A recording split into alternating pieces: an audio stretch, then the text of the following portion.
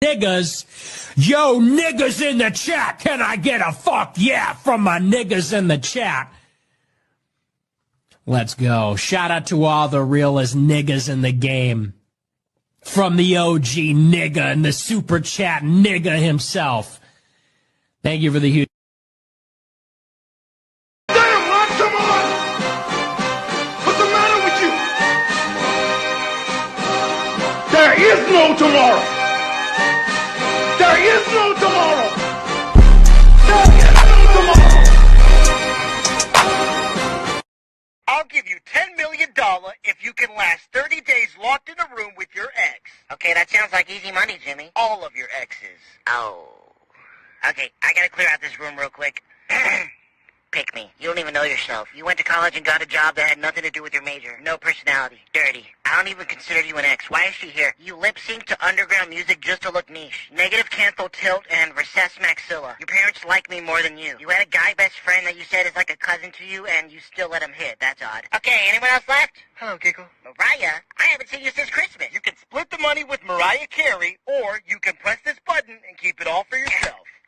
Giggle. Mariah. I just saved you a huge headache from paying taxes on $10 million. You don't want to deal with that, baby girl. You know that, right? Yeah, I guess you're right. Come on, baby. Go on and get your ass out of here. Right! 10 mil! Oh, shit! Oh! 10 million! Yeah. You know what that means? No, no! 10 million on 17 black. All in on 7. Blessed is a man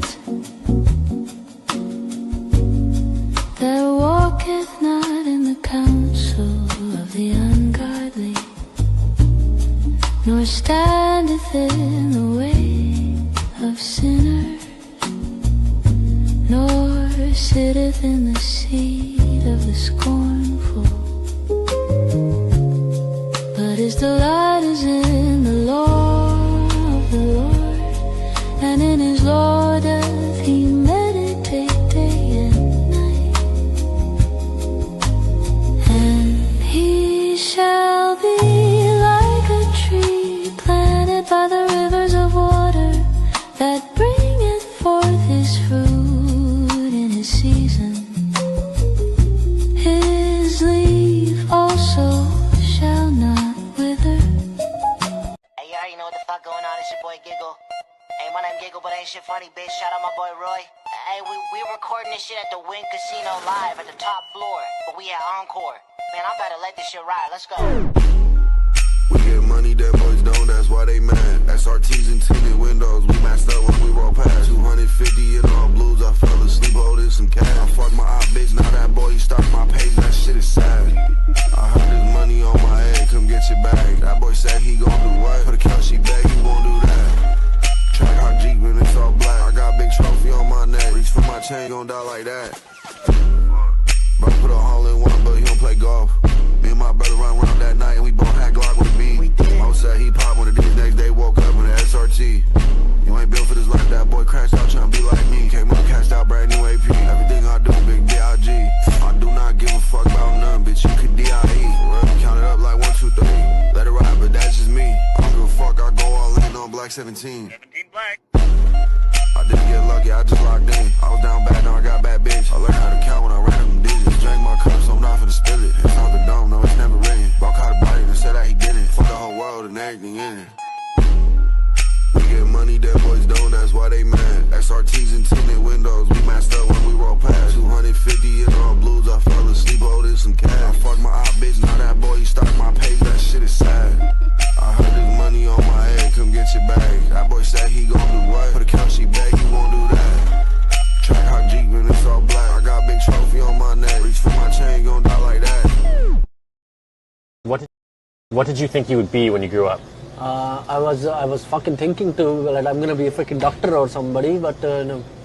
When it comes to studies and going to school, man, I just fucked up the whole shit so bad I can't even imagine.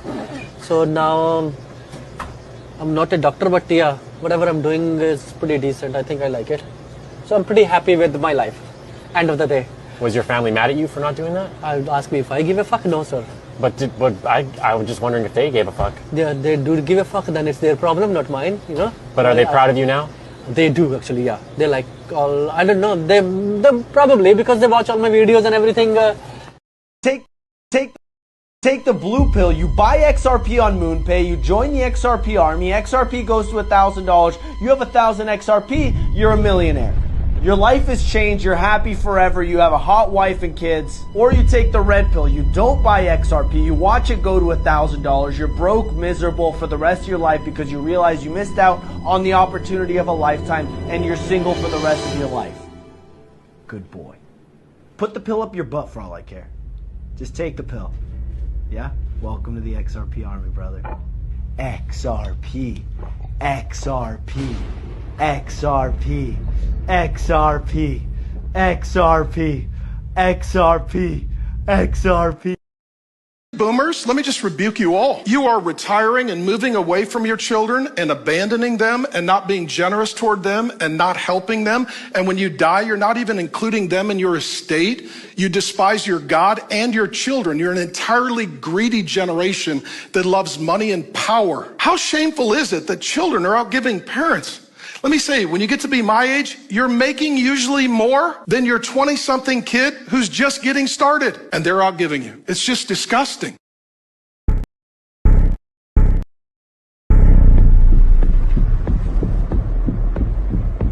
We're going to take all the breeding age females and bring them to Las Vegas, and I'll distribute them to the men who have changed their names to Corey. No kings, no presidents, no senators, just Corey. I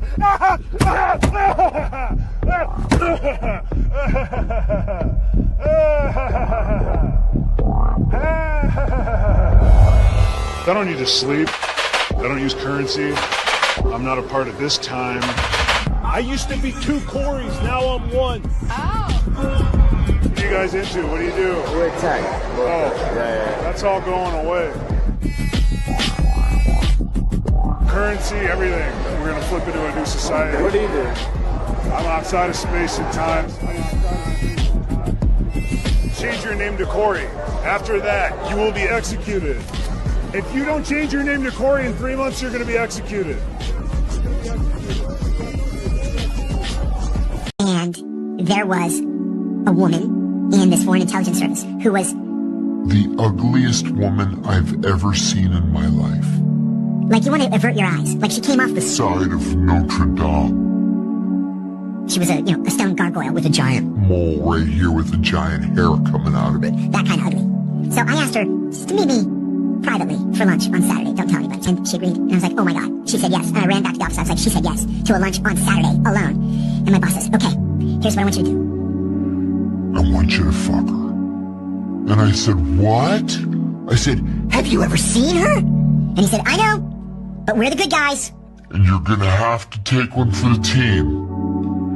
And I go, oh my God. I said, I know. Okay, I'll do it. How many kids you got? 100,007. What wrong with that? Y'all niggas laugh and shit, man. I ain't no deadbeat though. I ain't no deadbeat. I bet that though. You ain't got no money, huh? I bet I ain't no deadbeat though. You ain't got no money, huh? Ooh, boy, come on, man. Iron ball, but unlimited, boy. Yeah. Yeah, one iron ball costs 3 planets. Y'all ain't got one iron ball. Y'all whole planet, man. Cut it, man. One iron ball costs 3 planets? 3. I can buy 3 planets with that shit. Damn. And guess what? Y'all ain't got not one on this bitch, man. Hell y'all talking about, man. Y'all planet broke hell. How y'all in debt? Who y'all owe? Face. Hell you talking about? Y'all planet in debt. Who y'all owe? Come on, man. Y'all folk crazy. Y'all go for anything, man. Y'all nigga paying rent, car notes and shit. Like, this shit gonna be free. Like, this shit free as hell. Can you make a monkey pay for a banana?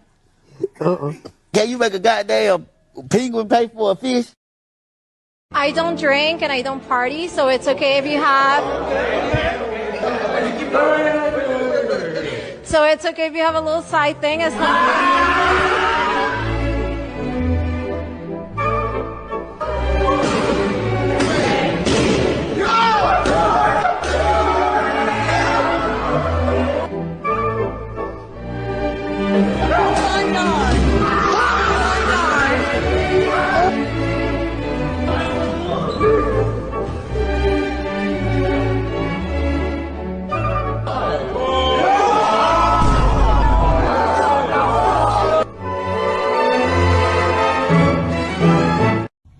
In the Garden of Eden, Trenbolone was what God told Adam not to fucking partake of. He said, you can have anything else in this garden, anything.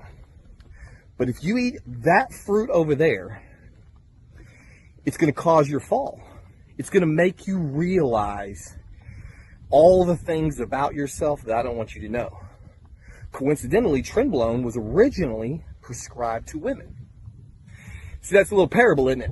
So who was the person in the Garden of Eden who got the Trenbolone first? Eve. Just like they originally prescribed it to women, Eve got the Trenbolone in the Garden of Eden first, and she was like, boom, holy fuck, this shit is good. I feel like a savage. I don't need these skin coverings. I'm gonna let this pussy out. In fact, I'm going to take this pussy to Adam and let him knock the dust off of it. So she goes to Adam and says, dude, you got to get this in you. Partake of this fruit. It is very good to eat. And he did, and then they fucked like jackrabbits. And God was very unhappy about it because Trenbolone makes you a god. That's what it does. It's the god hormone, which is why God didn't want us to have it. Anytime you have a question about anything in your life, Trenbolone is the answer. You know, am I going to go on a cut? Trenbolone. Am I going to go on a blast? Trenbolone. Did I start a new job? Trenbolone. Am I getting married? Trenbolone. Am I getting divorced? Trenbolone. Is my wife going into labor? Trenbolone. Do I need to stay up all night and take care of my kid because my wife had a C-section? Trenbolone. My dog died. Trenbolone. What happened? I bought a new car. I'm nervous over the payment. Trenbolone. I'm thinking about buying a new car. I don't know which car to buy. I'm concerned that the salesman might try to hustle me. Trenbolone.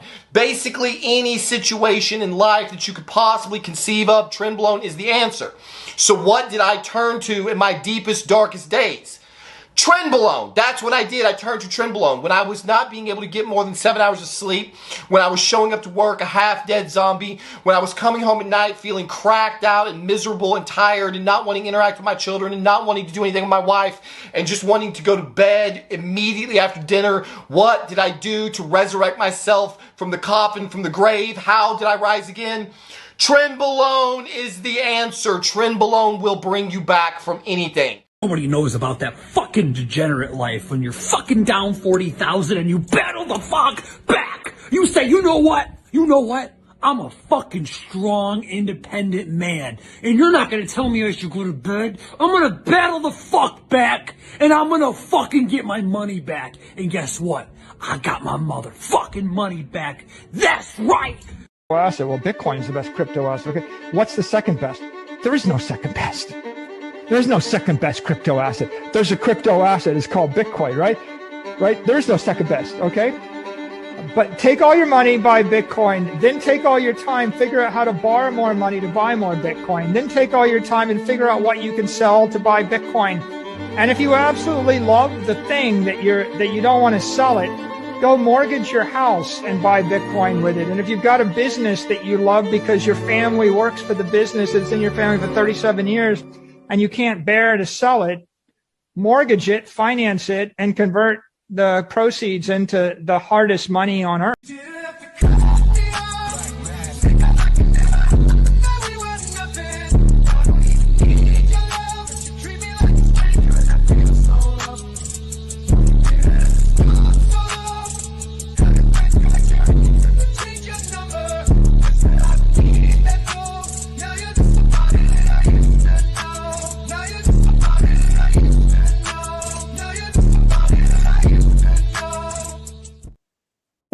Welcome, you guys. Welcome to Ask Me Anything 170 Trump Taco Strategy, motherfuckers, bro. I'm about to spaz on this bitch shit. I'm about to go crazy. wait. Hey, tighten up. I'm about to spaz on this shit. I'm about to go crazy. Check this out. Y'all. Hey. W soundboard. W Kyle figuring it out, man. The taco strategy. Trump always chickens out. This is the extra strategy. The taco strategy. I don't know. I don't know if you heard about this shit, but it's like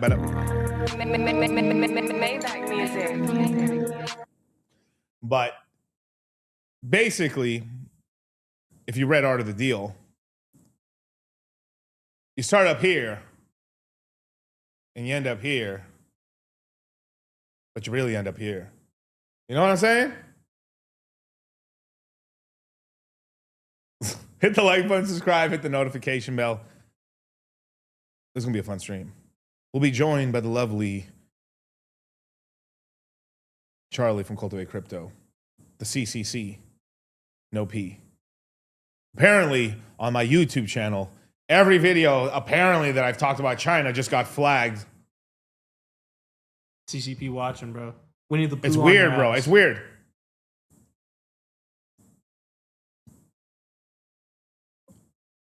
My most recent China shit just got hit with bots saying, like, the CCP is strong.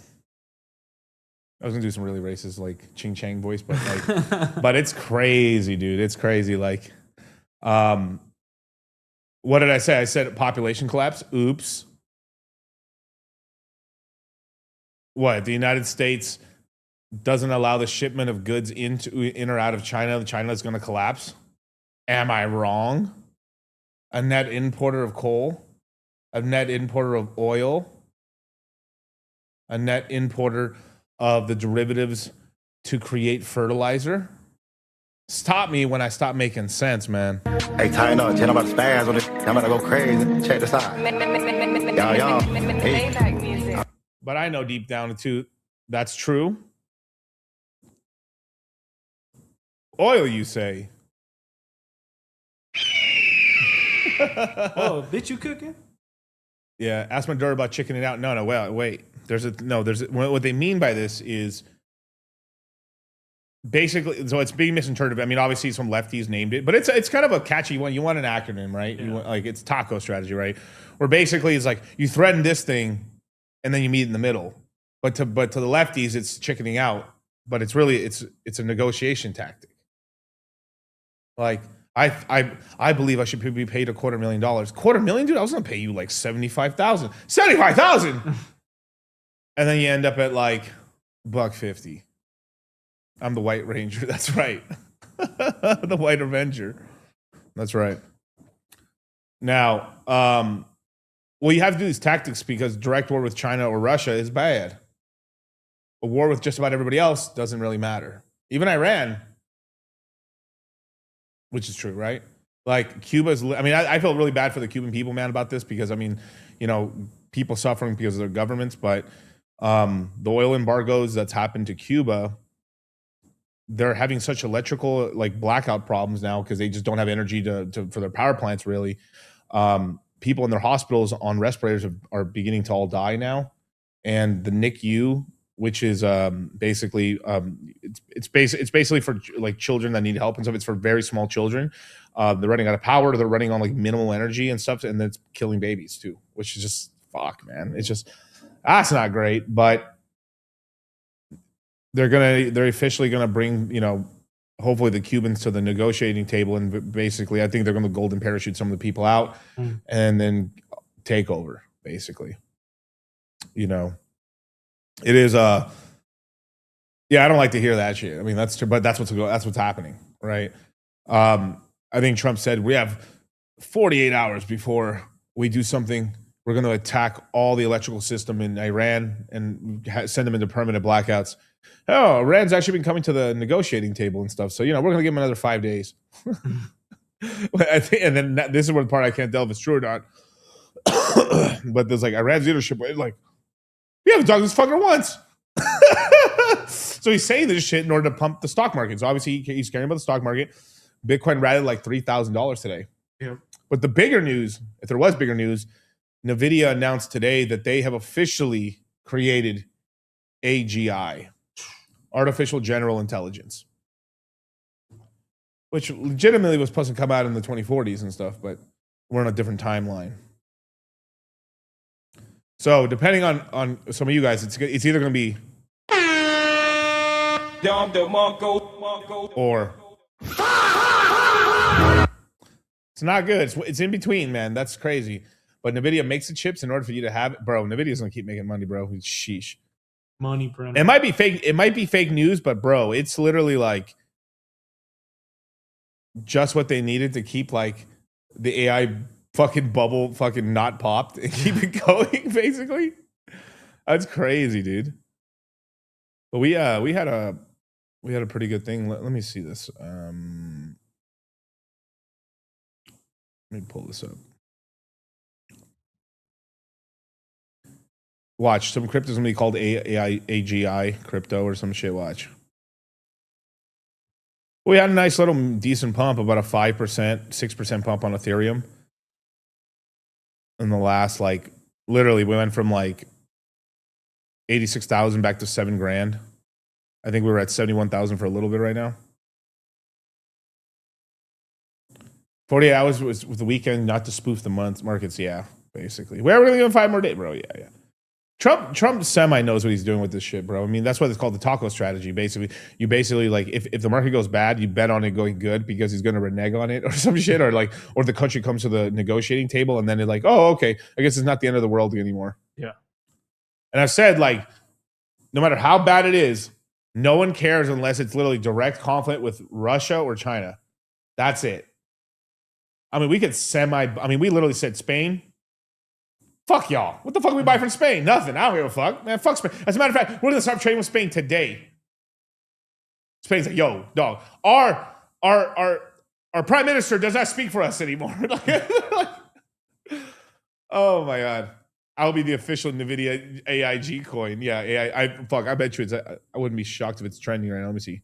GPU AI. Let me look up AIG. AGI. Singularity Net up 7%. Nothing up too much. Let me look over here on the on that dem deck screener. But shout out to all the guys, man. For people to know, the Crypto Mindset course is live right now, ladies and gentlemen. If you join right now, you're gonna get a free AI Alpha course with it. Yeah. Extra webinars. We weren't even planning to give away and shit. We were like, but Drunk Miguel and Charlie has spoken. Silence Knave.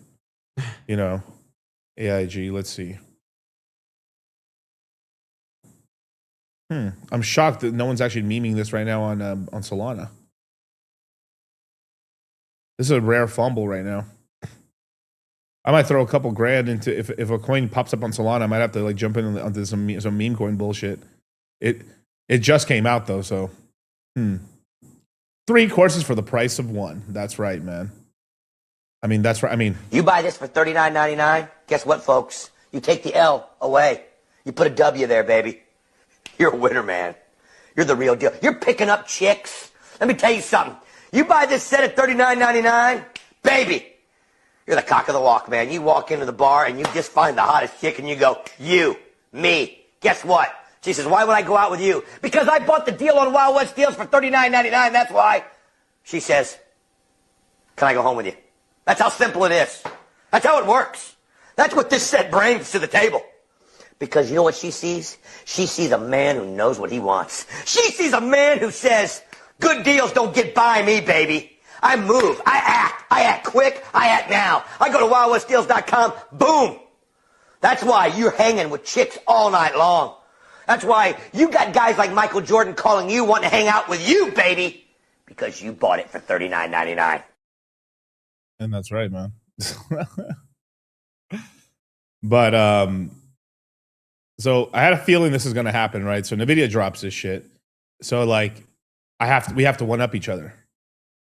And what is a Claude, which is Anthropic, announces you can now enable Claude to use your computer to complete tasks. Wait, you couldn't do that before? It now opens your apps, navigates your browser, fills spreadsheets, anything you do sitting at your desk. I don't know about you. Maybe if it's a work computer, but I don't know about my crypto computer.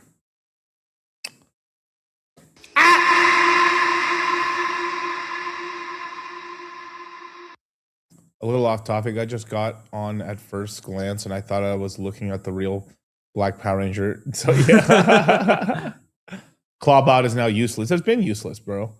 But it's just a fun thing to experiment with. You want to kind of learn it or learn stuff about it because there's always another update and stuff. There's always another update, man. Pull me back out. Trend faded fast. I mean, it does, bro. That's what I'm saying, man. It's like you just got to look where the big money is, man.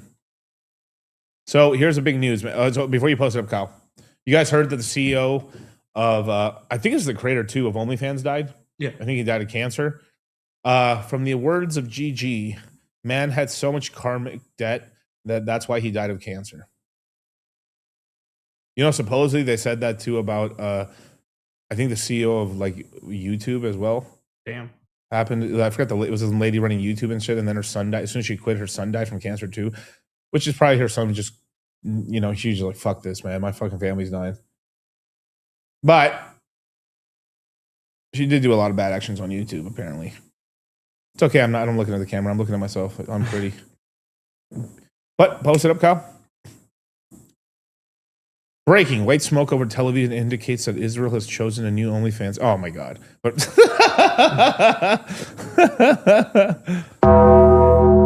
Fresh had the funniest one ever, bro. Fresh is like the CEO of Women has just died. The OnlyFans CEO. I was like, oh my God, bro. That's so funny. Sheesh. That's funny. Why does a rabbi own Pornhub? All right. Which is true, I think. That's crazy, man. Yikes. That is weird, though. That is kind of weird. Well, pull me down, Cal. Pull me down. But yeah, man, pull it back up. So BlackRock CEO Larry Fink says tokenization can transform finance like the internet did in 1996, man. Because Larry Fink's all in now. You know how much money he's still making on those ETFs, dog? Good time. That Ethereum B, bro. That Ethereum B ETF. Oh my God, bro. You own Ethereum and you get the yield on top of it and you can borrow on it tax-free. Shit, man. Hey, tie up. Tell them about the spaz on this. I'm about to go crazy. Check this out. Y'all. Hey. borrow on the crypto portfolio in 27 or 28 and shit. Just buy Maybach. Cash free. And I can deduct it because it's over a certain fucking weight limit. I'm gonna be like, put a chicken wing on it. Start dipping. Did you buy the dip? I'm gonna label the ranch as crypto dip. Did you buy the dip?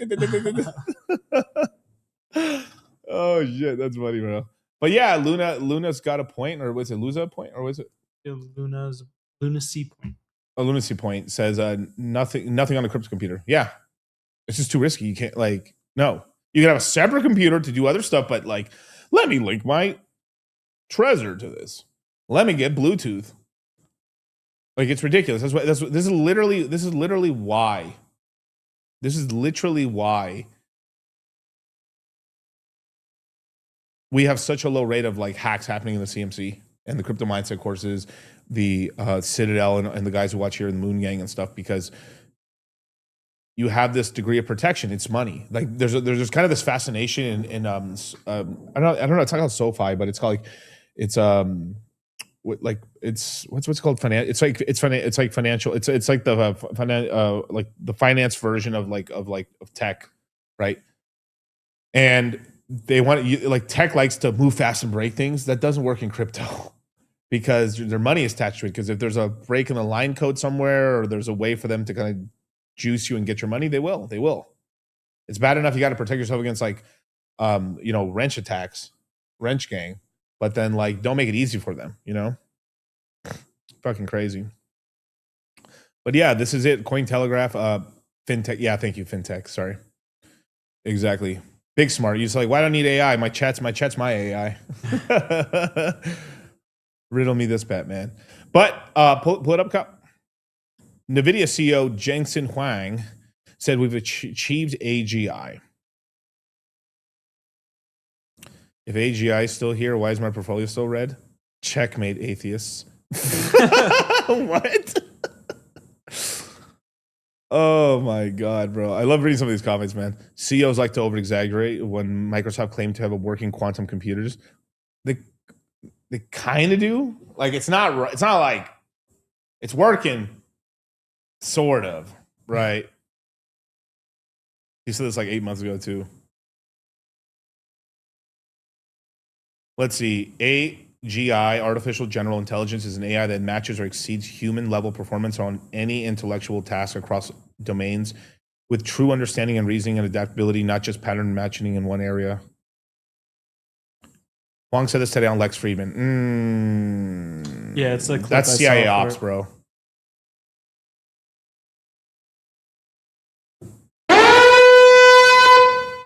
Is the AIG in the room with us now?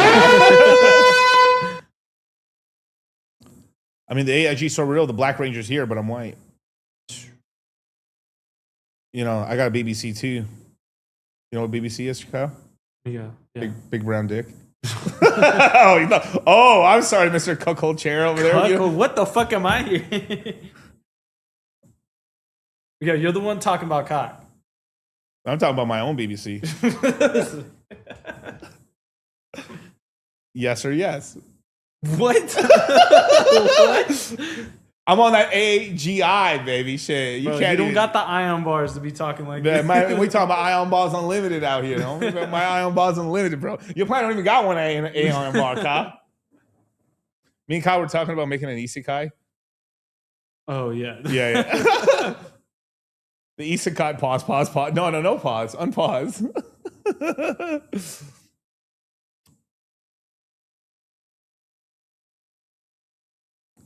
Mexicans have been underutilizing this fucking BBC thing for a long time. But just like me being a 33 life path and having a 9, so I'm very immature.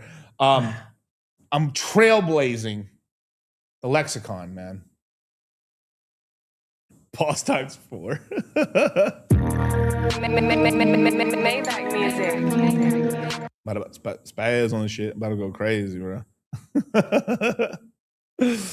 Oh fuck, man! Damn, dog, this is fucking crazy. So, hopefully, Polymarket Symposium is gonna pay this shit. Go, Cal. Breaking: NVIDIA CEO announces we've achieved AGI. OpenAI announces as before 2027, 15% chance. This was at 1%. So somebody made some fucking money on this move. Someone made like a 15x buying this shit. Ooh. Scratchers win sometimes, man. Oh, David, this guy, we're so fucked. All right, yeah, come on now. Let's see. I'm alive. I am alive. Oh, God. Oh yeah, there's this shit. This is actually a big thing right here, where like people were like guys who were running running like Gronk and running OpenAI were getting pissed off because people kept saying after like let's just say you use ChatGPT and it helps you out and you say hey thank you so much, oh you're welcome. They were spending so much money because it was like spent like so much of the like was being used because people were thanking the AI. Like wait, not him. He always thanked him. Free him. Jared, great answer. Thank you. Not you, Snowball. No, Snowball. Snowball's like, not Morty and stuff. He was always kind to me. We can't be like them, Kyle. We got to be better. Let's see how many people buy the AI. Did you actually create it, bro? It's got to be on a Solana, bro. I want at least a 2% finder's fee, creator's fee. Oh my god! All right. What is this right here? Me realizing that human civilization has already been destroyed by bots. We're just going through the motions till shooting starts. People bitching about ICE. I mean, we proved most of the bots are from India, and Pakistan, and Africa. Yeah, people have creepy relationship with their AI agents. Yeah. I got scared, so it said too many people bought. Ha! That's funny. It probably will do pretty well, bro. I'm telling you, man. Yeah. So, like, I mean, this is a parody right here, but like, breaking: Elon Musk expressed interest in purchasing OnlyFans and shutting it down. I can see him doing this shit, shutting this shit down, bro. This shit is terrible, man. We're empowering these whores too much, man. Bitches need to shut the fuck up. Elon would totally do this, bro, by the way. Elon would absolutely totally do this. I don't know. Ever since it's been... yeah. Shut the fuck up, dude, bro. Come on. I made a quick 1.6x on my money, bro. Shut up, dude. Bro.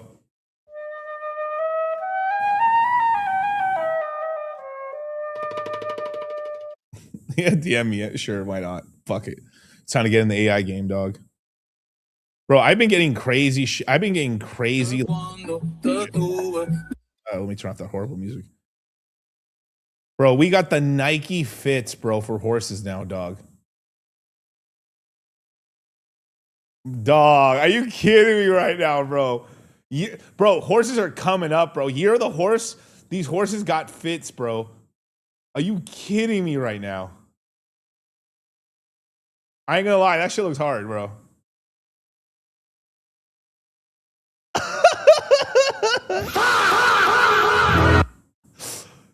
Oh my god, the tactical horse dog. Are you kidding me? Oh my god, bro. Didn't Elon beg to go out? I don't remember. Maybe. Probably. Hey, tighten up. Tell them about the spaz on this shit. I'm about to go crazy. Check this out. Y'all. Hey.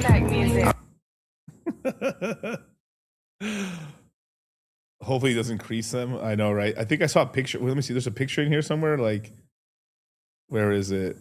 Oh yeah, this shit right here, bro. Damn, dog. That's some aura right there. That's for the police. Horseshoes before GTA 6.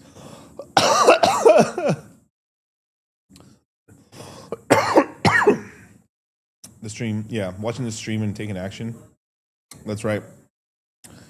Hey, DC, what do you think about AI collars for cows? Peter Thiel threw some money into it. I mean, it's probably going to work. I mean, people want to track their cattle.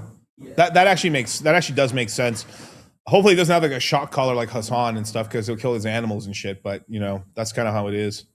What's going on, man? But let me hit a quick something real quick. Yeah, where is it? How many kids you got? 100,007. What wrong with that? Y'all nigga laughing and shit, man. I ain't no deadbeat though. I ain't no deadbeat. I bet that though. You ain't got no money, huh? I bet I ain't no deadbeat though. You ain't got no money, huh? Boy, come on, man. Iron ball, boy, unlimited, boy. Yeah. Yeah, one iron ball cost 3 planets. Y'all ain't got one iron ball, y'all whole planet, man. Cut it, man. What iron ball cost 3 planets? 3. You can buy 3 planets with that shit. Damn. Hey, guess what? Y'all ain't got not one on this bitch. Man, hell y'all talking about, man. Y'all playing broke hell. How y'all in debt? Who y'all owe? Face. Hell you talking about? Y'all planning in debt. Who y'all owe? Come on, man. Y'all folk crazy. Y'all go for anything, man. Y'all nigga paying rent, car notes and shit. Like, This shit gonna be free. but this shit free as hell. Can you make a monkey pay for a banana? Can you make a goddamn penguin pay for a fish? Yeah, what's going on, you guys? Oh my god, man. Oh, bro, man, I got some shit for you guys right here, man. Some crypto news. But yeah, we got CC in the background now. He's about to jump on in a minute, man. But shout out to the crypto mindset courses, you guys. WCMC, that's right, man. Shit's about to go crazy, man. Bro, he's like, bro, he made this coin. I made $50 profit from selling it, $10 profit off of fee rewards. This stream made me $60. Fuck it, LOL, bro. That's dude. That's actually really hilarious, bro. That's really funny. But let's share this real quick. Let me full screen this real quick. So this is just a little bit of stuff that's kind of funny right here. But like protocols and networks you should not trust or are about to die. Resolve Labs, major fumble, reputation done.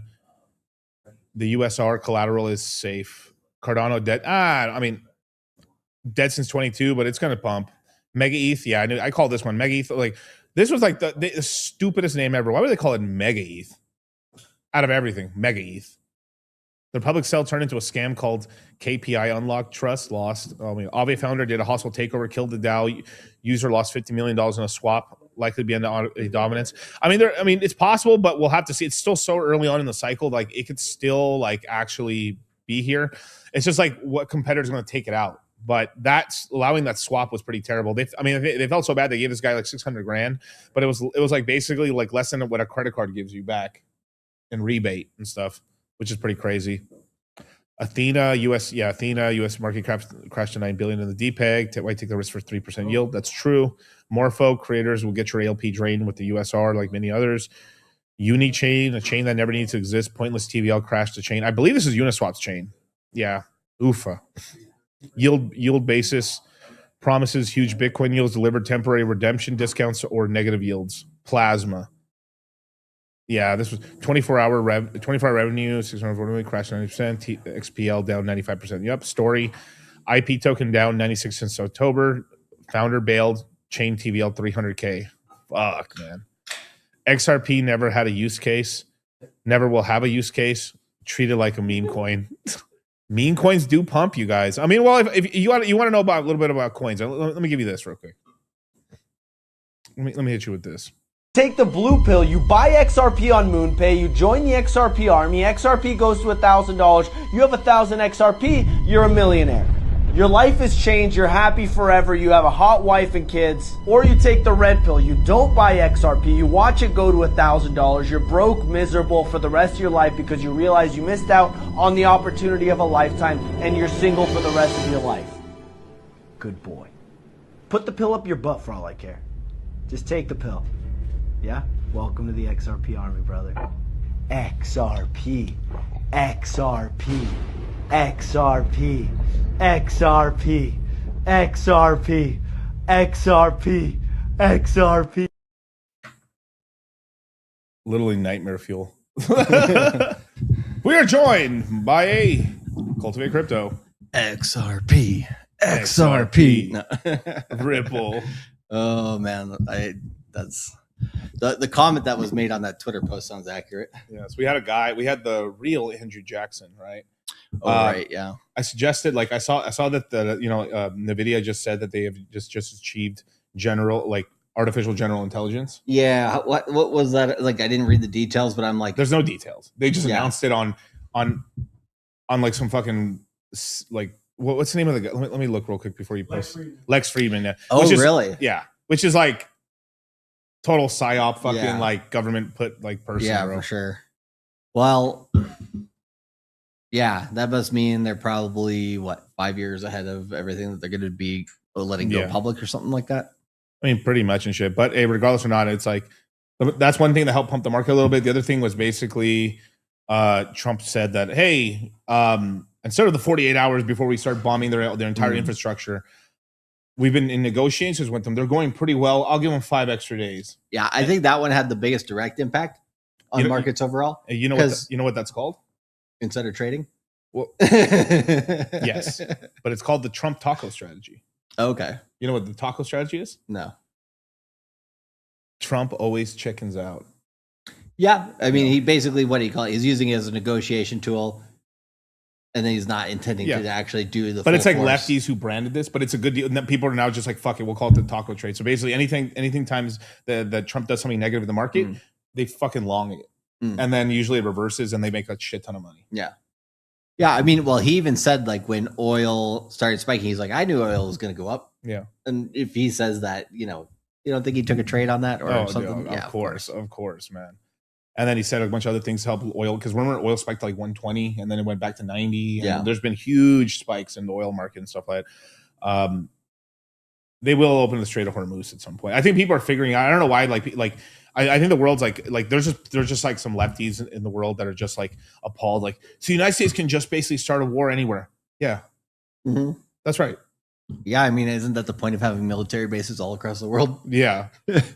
Yes, that's correct. But it's also this whole thing. The only war that we really care about is a direct war with China, direct war with Russia. After that, there's kind of nothing really besides like it would have to be like the United States dropping a nuke or something. It's got to be something stupid. Yeah, or like ridiculous. A lot of countries coming together to basically gang up against us. So which would take a lot of coordination, and then that's why you have allies, right?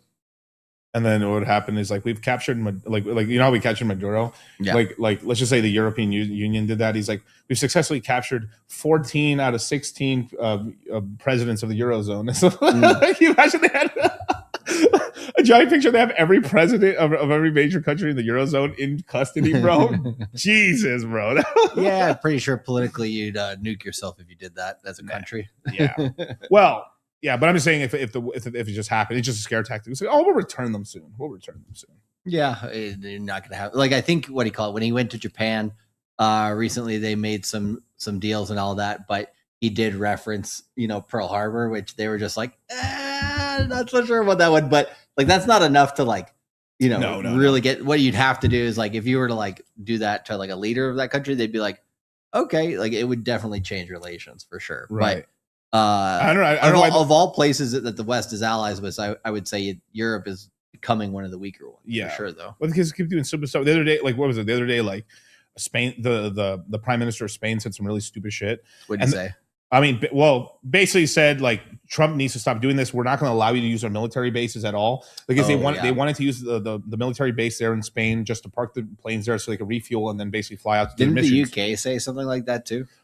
Like that one I can't recall. I think initially the UK was like weird about it. Was like, hey, we don't want to do this, but then the monarchy was like, no, we have allies for a reason, and then pushed the prime minister to do something to do it or something like that. But it was like, yeah, because I mean, they're just basically a giant landing base for the United States military, basically. Yeah, but we're allies. We saved their country from being overtaken by the Nazis, so I think it's a fair exchange. We've saved them from the Germans, then the Germans again.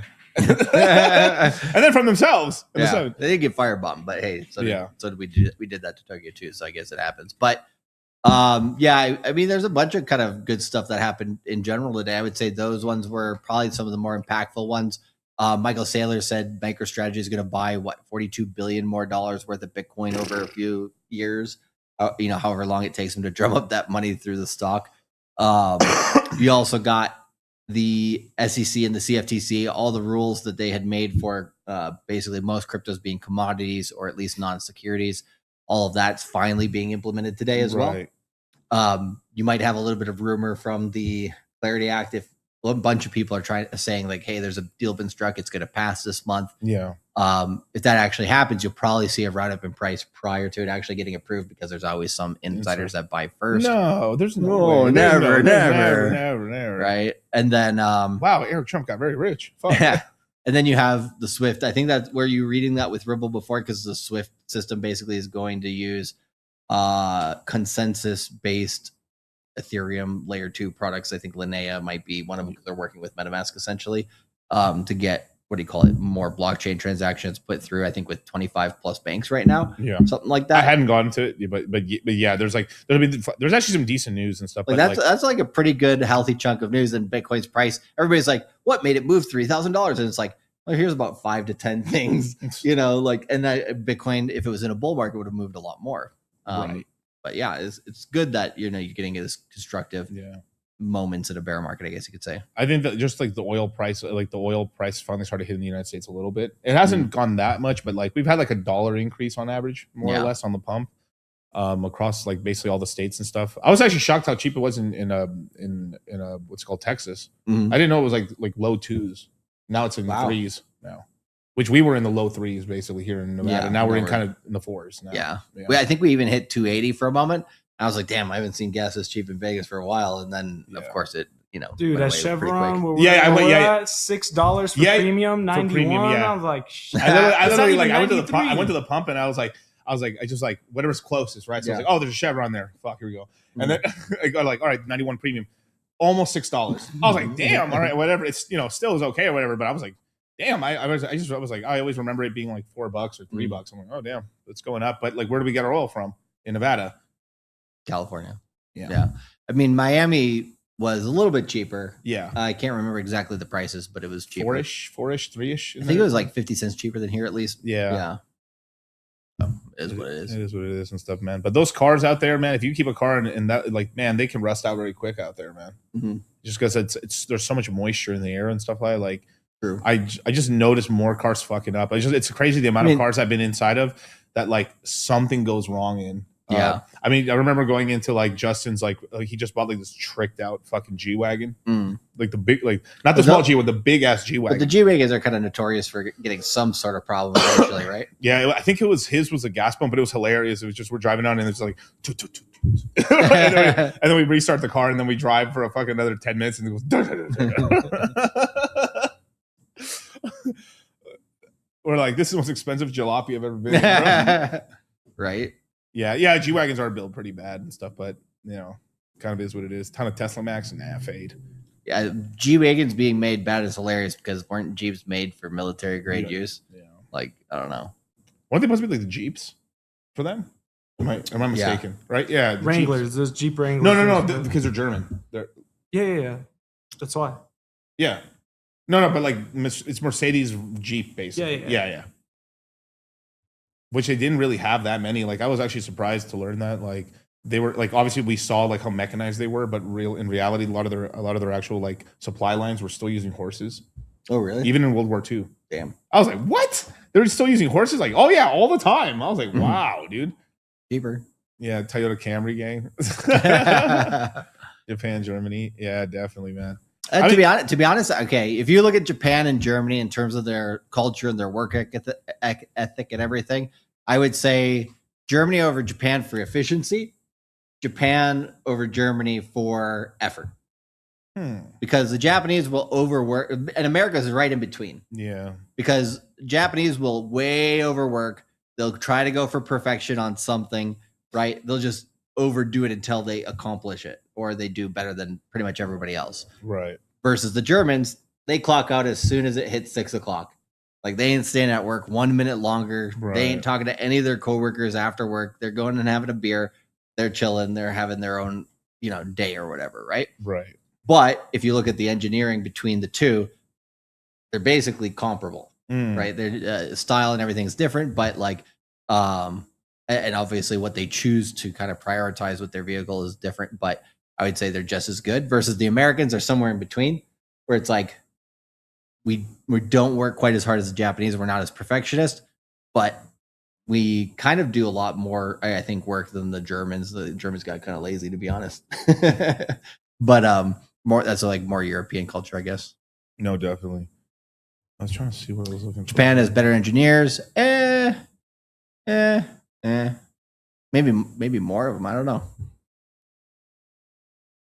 Very good. There is hope, though, Charlie. There is hope, man. Sure. Yeah, I guess performance and breaking down versus what do you call it?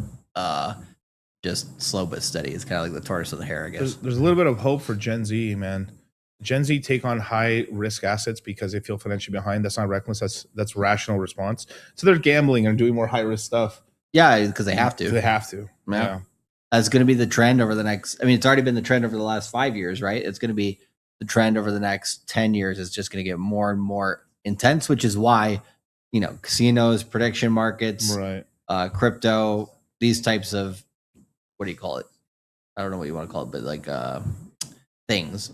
Yeah. These types of things basically become more popular because people basically need home runs because inflation's eating away at their money so much. The value that they're actually earning is less because they're not getting paid more. Right. Actually, some of them are getting fired. Yeah, dude, it's getting. I mean, it's getting kind of crazy and stuff with this. Like, I saw something recently. Like, Tesla's been laying more engineers off as well. Everyone's been kind of laying them off, but I gotta find it and stuff. So let me pull it down real quick.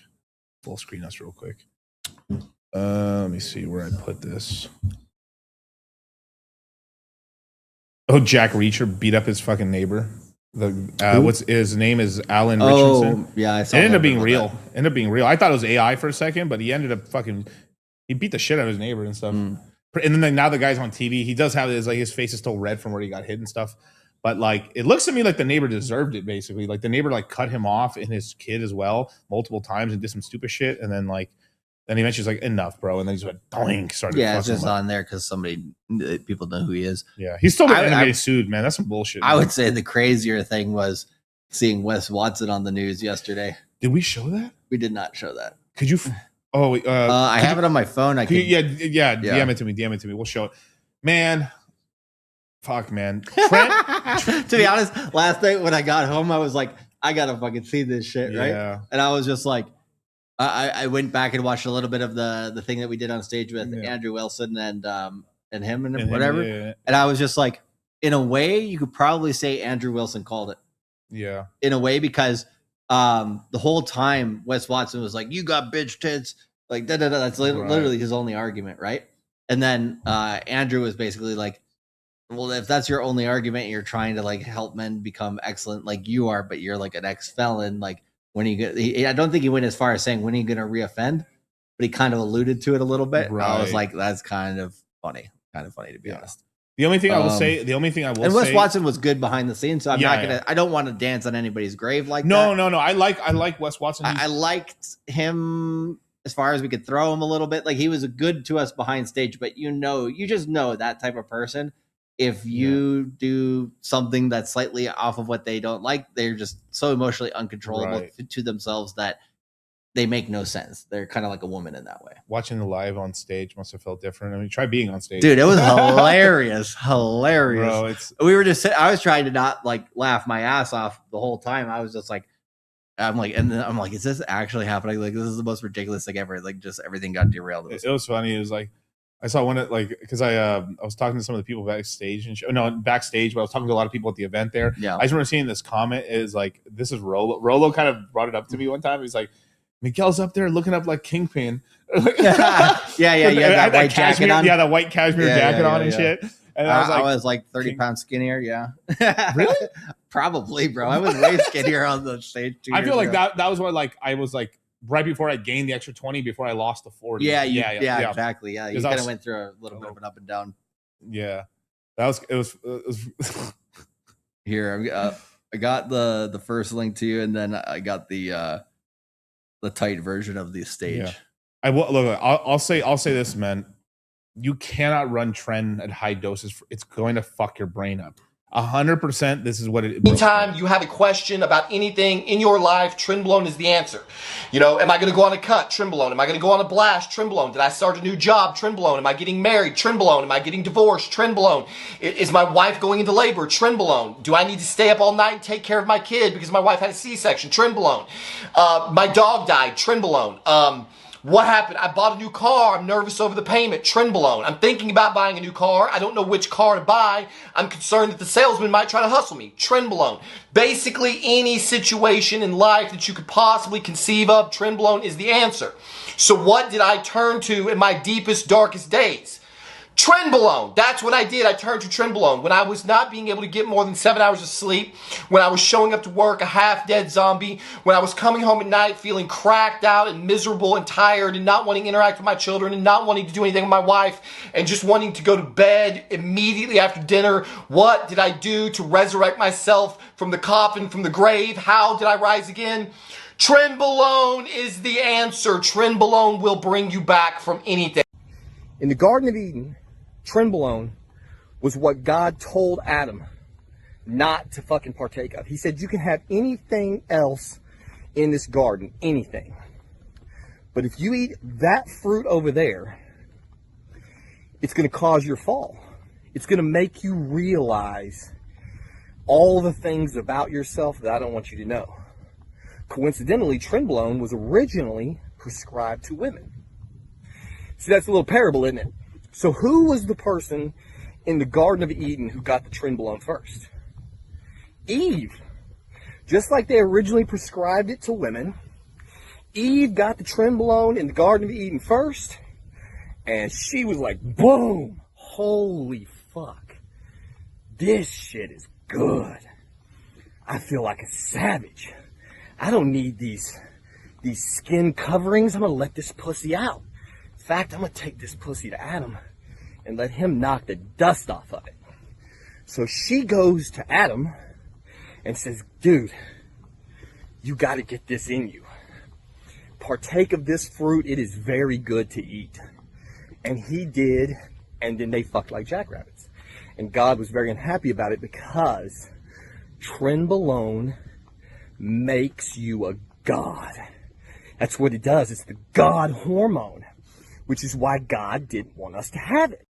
And now that he has it, he's doing almost 3 times the recommended dose, basically. Because usually the recommended dose is like 140, maybe 200 max, and you're supposed to only do it during a cut.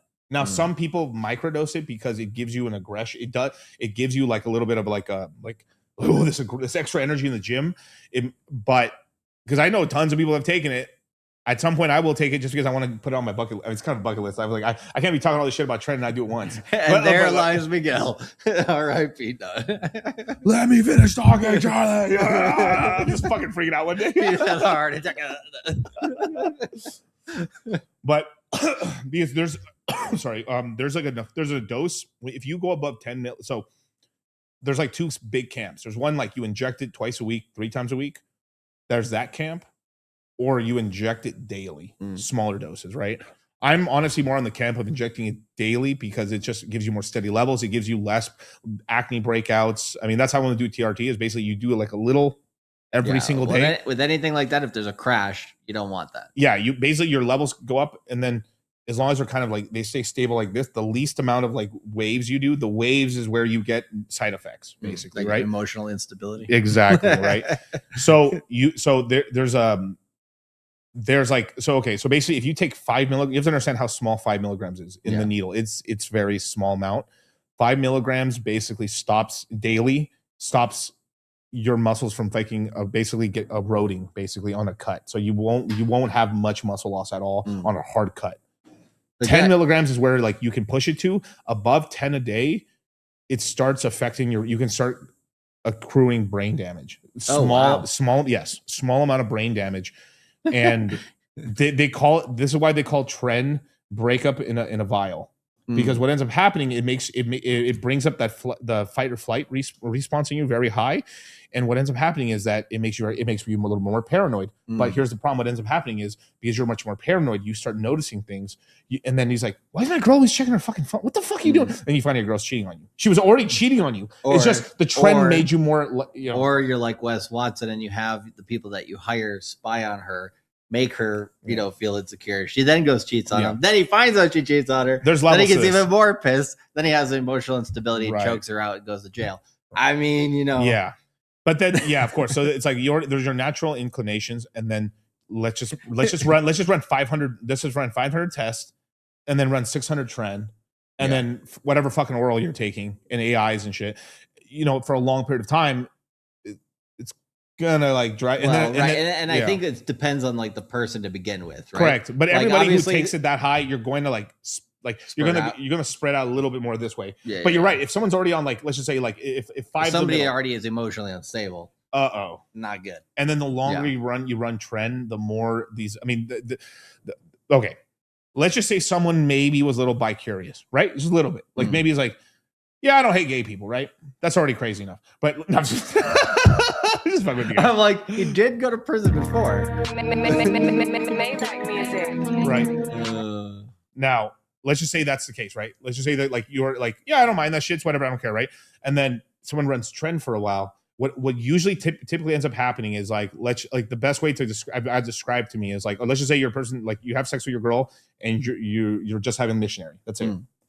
Then eventually, while on this drug, you're having much more like animalistic sex and stuff. And then eventually he's like, let's try something else. Let's try something else. And then the longer you're on it, what ends up happening is it pushes you to chase the dragon. So you start going crazier and crazier and crazier. It keeps going. And this is what most people explain. Now there's other people where that keeps happening to the point where they do that. They start doing gay shit. Eventually, yeah, I'm not even joking. No, I know you're not joking. I'm just saying it's crazy, bro. There's so much side effects. I don't know. I'm just thinking, hey, because we're good without that. Because people are running it at high doses for a long time that it shouldn't be. It's supposed to be only used during cuts, really. But it also, I mean, it's kind of like what people say when you get rich, right? Just brings out more of who you are. Yeah. I'm like, there's not people just automatically turning gay, like you said. They were already there, but they never had. Like, I was always like semi-closeted, but I just had I finally what was that band? What's that band called? Bohemian Rhapsody. What the fuck? Freddie Queen. Mercury? I finally listened to Freddie Mercury and watched the movie, and I finally decided to let it go. Yeah. But that's what it does. Each their own, Yeah, but that's what it does, right? But the thing is like for most people, it just makes them a little more sexually deviant, but not turn gay. But then the guys who are already kind of on that line, they'll end up like, fucking, let's do it. They'll be more impulsive, and then once you suck the dick, you can never go back. That's the thing. Yeah, that is a line that once you cross it, I believe yes, you can never go back. That is something that they sucked my dick, Charlie. It's not gay, bro. I didn't do nothing, bro. Yeah, that's what they will try to lead you to believe, right? The Thailand experience. Oh, bro. Where's the button when you need it? Let me hit it with the other one, dude. So let me give you the pros of why people like it. It makes cutting very easy. You sweat more on it, so you literally burn fat easier. Your cuts easier. It also helps you. So usually, don't do this shit, but this is why people do it. People take it during, like, let's just say spring break. People take it during spring break, and they're able to fucking party and drink and do drugs, and make their body still look incredible. Hold it up. Mm-hmm. That's what people use it for. You're not supposed to do that, but that's what let's be honest. That's what people do. Yeah. Looking at Jukovic. I'm trying to work, Cameron said. That's what made me laugh. Hey, tighten up. Tell them about spaz on this. I'm about to go crazy. Check this out. Y'all. Hey. But that's what. But basically, it's one of the best drugs to cut down and get shredded, because it, like, all the things that you want to do, but it's the brain damage part that's scary. It's at those doses once you start like cranking it up and stuff, because you will cause. Like if you ran it like once every 3 years for 3 years, and that's all you did, you'd probably be okay, right? But the problem is that also other people's genetics are fucked up. So like the thing is with that is it spikes prolactin. Like people take usually if you take testosterone or some of these other steroids, they spike your DHT, and you can lose your hair with DHT. Well, it affects you on a different side. So with a high DHT, spiking testosterone also spikes your estrogen, and that can give you bitch tits, basically, right? Or it can give you gyno. And then you can get gyno from prolactin. So guys will take like an AI, which is basically an estrogen blocker. They'll just nuke your estrogen. That doesn't affect prolactin. So some guys are like, fuck, bro, I don't know what I'm doing wrong. I'm fucking taking this shit and I'm getting bitch. Well, it's because you're running fucking trend that's spiking your prolactin, and your prolactin's high, so you can't nuke it. Yeah, side effects on side effects. Right over, basically, 100%. So, well, I mean, if we play that video then. Which one? Oh, yeah. Which one? Yeah. Well, there's so many. There's a lot, actually. Off this rant. Like, what do you call it? I think you'll start seeing some of the side effects of the brain damage. All right, let's go. Oh, my God, bro. This is... Okay, full screen, Scott? Well, we have new details tonight on the arrest of fitness influencer Wesley Watson. Watson now behind bars on domestic violence charges against at least one woman. And Local 10's Brett Neese has been following this investigation. He is joining us live now in Fort Lauderdale with the very latest. Brett. Janice, these are very serious charges. One of them is false imprisonment because police say he wouldn't let the victim leave the home after all of this took place. Now he remains in jail tonight, saddled with a $115,000 bond. 42-year-old Wesley Watson stands before a judge after police say he severely beat his girlfriend of just a couple of months. So we're here on 5 counts for Mr. Watson. Watson was in bond court on Thursday facing several charges where the state laid out even more details about what happened early Sunday morning. He had his own personal employees threaten her. He had his own personal employees oversee her to see what she was doing on the phone, Your Honor. I think there's even made reference to the victim that she effectively felt like she was being held hostage. The fitness influencer has nearly 40,000 followers on Instagram and boasts a fitness coaching program online that promises people to, quote, become the man you admire. The 6-page arrest report lists out very disturbing allegations against Watson. The report says during the fight, quote, the defendant then grabbed her with his right hand by her hair and then slammed her head down into the kitchen table. That opened up a gash on the victim's head. The report also says he choked her and threatened her life and her family's lives. Your Honor, this is not the first or second time that violence has been alleged against Mr. Watson. We are also learning more about charges that Watson is facing down in Miami-Dade County. He was out on bond for those charges. We're also working to learn more about his criminal history. As soon as we get more details, we'll pass it along. Live in Fort Lauderdale, Brett Neese, Local 10 News. Damn, dog. Bruh. That was terrible. Like, I think that was the first time that me and you have, like, because, like, that one was very public in terms of our interaction with him, right? And then there's been times we've met people in the background of I mean, like we stuff, met Larry Wheels the other day, but when we were met in Miami, we met his entourage with Red Pill Aries and Fresh and everything. That was just a random happenstance. We saw them at the same restaurant we were going to and everything. It's like we've seen these people who are on social media, seen these different people. We kind of get a sense for their personality, right? You know, and everything. And I'm like, not that surprised. Not that surprised. But yeah, would I think it would get to that level? I'd be like, well, to some level, he is smart enough not to go and do that. Yeah. But clearly not at the end of the day, right? But emotionally not stable enough to basically keep himself from doing that. So he's like kind of his own worst enemy to some extent. Yeah. I think if he cut the trend, maybe increase his test a little bit and chilled out from that. It's just like the thing is he has to look a certain way. That's actually a big problem that they get into a cycle when you're a fitness influencer is like, people only know me for like it's like this. If like this is one of the reasons I didn't become a fitness influencer at the time is because like you wouldn't sell shit. You wouldn't be able to inspire anybody unless your journey was like, hi, I'm Miguel. I'm 400 pounds and I'm gonna get jacked. And then as I start losing weight and stuff, you're like, oh, dude, you're so close, you know. But then let's just say I got like 40 pounds away, like I am right now. And then you slam a girl's head into a kitchen table. No, and choke her out and threaten her family's life. Frog splash off the 4th floor. Sounds normal. Sounds completely normal. But okay. But anyway, boom and whatever, right? And then he you know, fuck, I lost my train of thought. God damn it, Charlie. You killed me with that one, bro. Sorry, that was so funny. But yeah, like, but that's what's going on there and shit. Like, anything that happened with Clav, you have to put the grain of salt. It could be totally fake and bullshit. Yeah, I would say, yeah, Clav's more of an entertainer on that sense, right? So like what he's actually doing versus what he says he's doing and all that stuff. Like, right. You have to like really be around him for probably a long period of time to actually know. Another person I'd look out for would be Goggins, believe it or not, because really him would be mostly like getting someone killed trying to do what he's doing. Oh, it's more not that overexertion. Overexertion. Right. I think he had some UFC fighter try to keep up with him. The guy literally fucking like was throwing up on the Stairmaster, was losing him. And like Goggins, like, I mean, there's a mental fortitude, but like it's fucking crazy. Like his knees are, Goggins' knees are shot.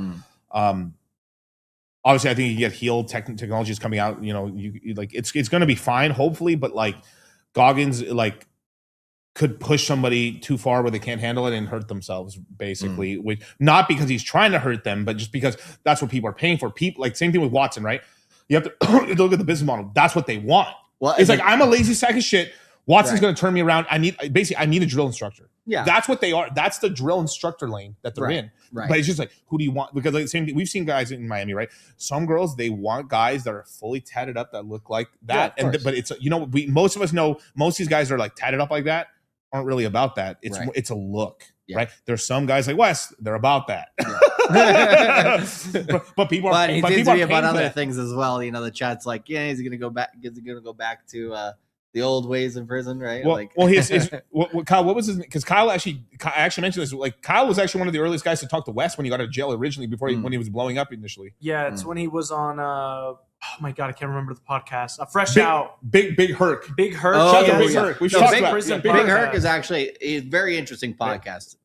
Remember that watermelon? We don't want to mess with that guy. Yeah, remember the We don't watermelon? want to mess with that guy. But then The watermelon's crazy. Yeah, there's even things coming out. I mean, for a while that he was faking a lot of the shit that actually happened in prison because there's people that have been on the Herc same. or no, not her. West. Yeah, okay. trying to keep up with the stories. Exactly. Yeah. That he just. There is a little bit in that prison genre. There's a little bit of like this fucking like masturbation shit of like I have to come with a crazier story. Yeah. Not all of us can be like John Kurosaku or whatever and stuff that has a million stories from the CIA. Right.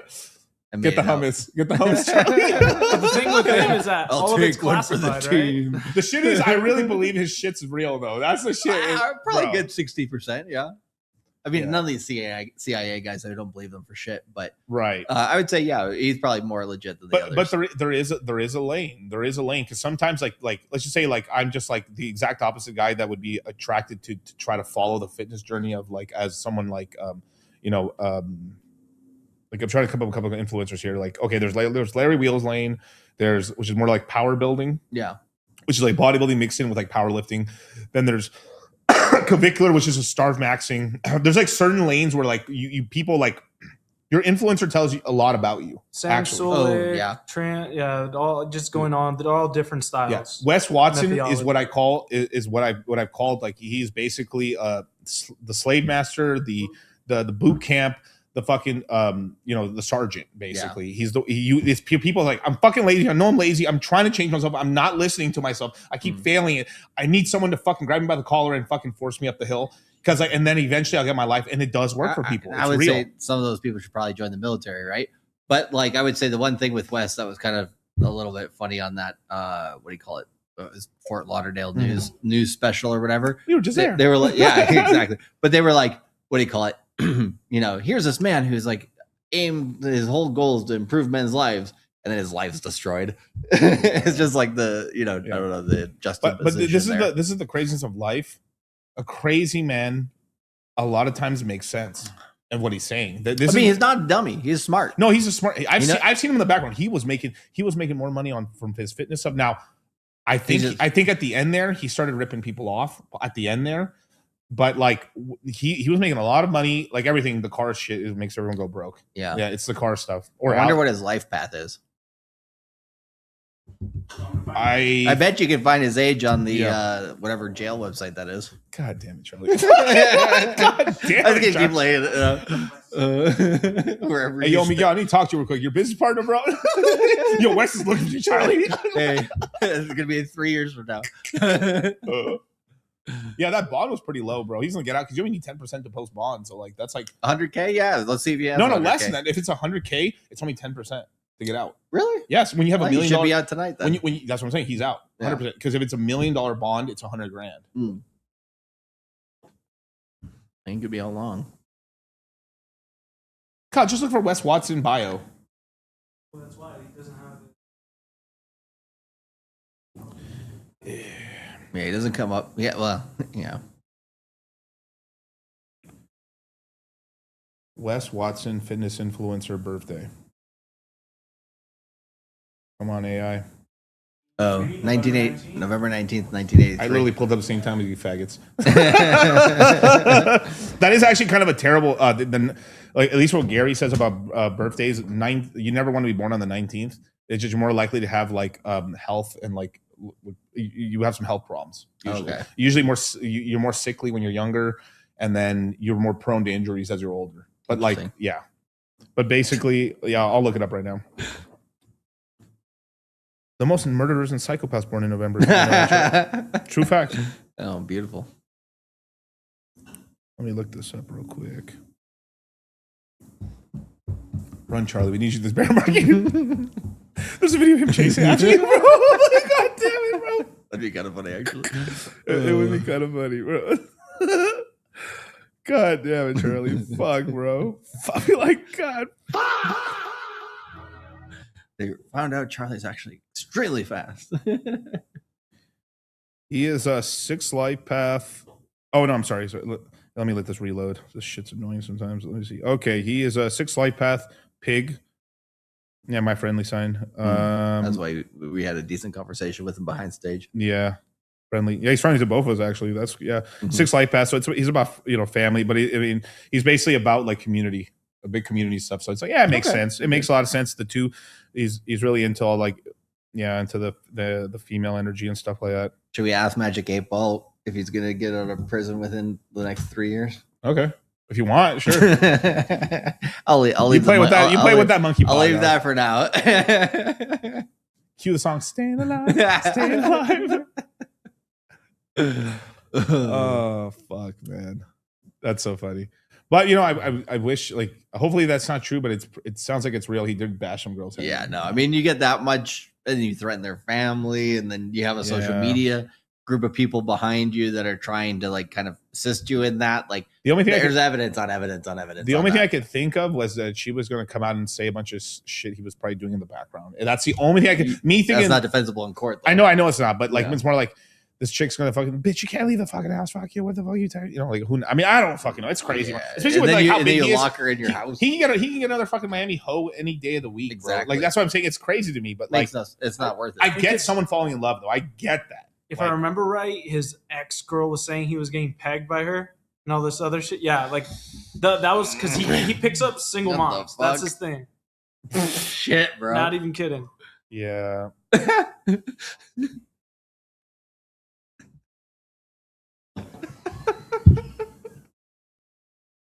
Charlie, goddamn, bro, calm down. the stories, bro. The stories. Oh my.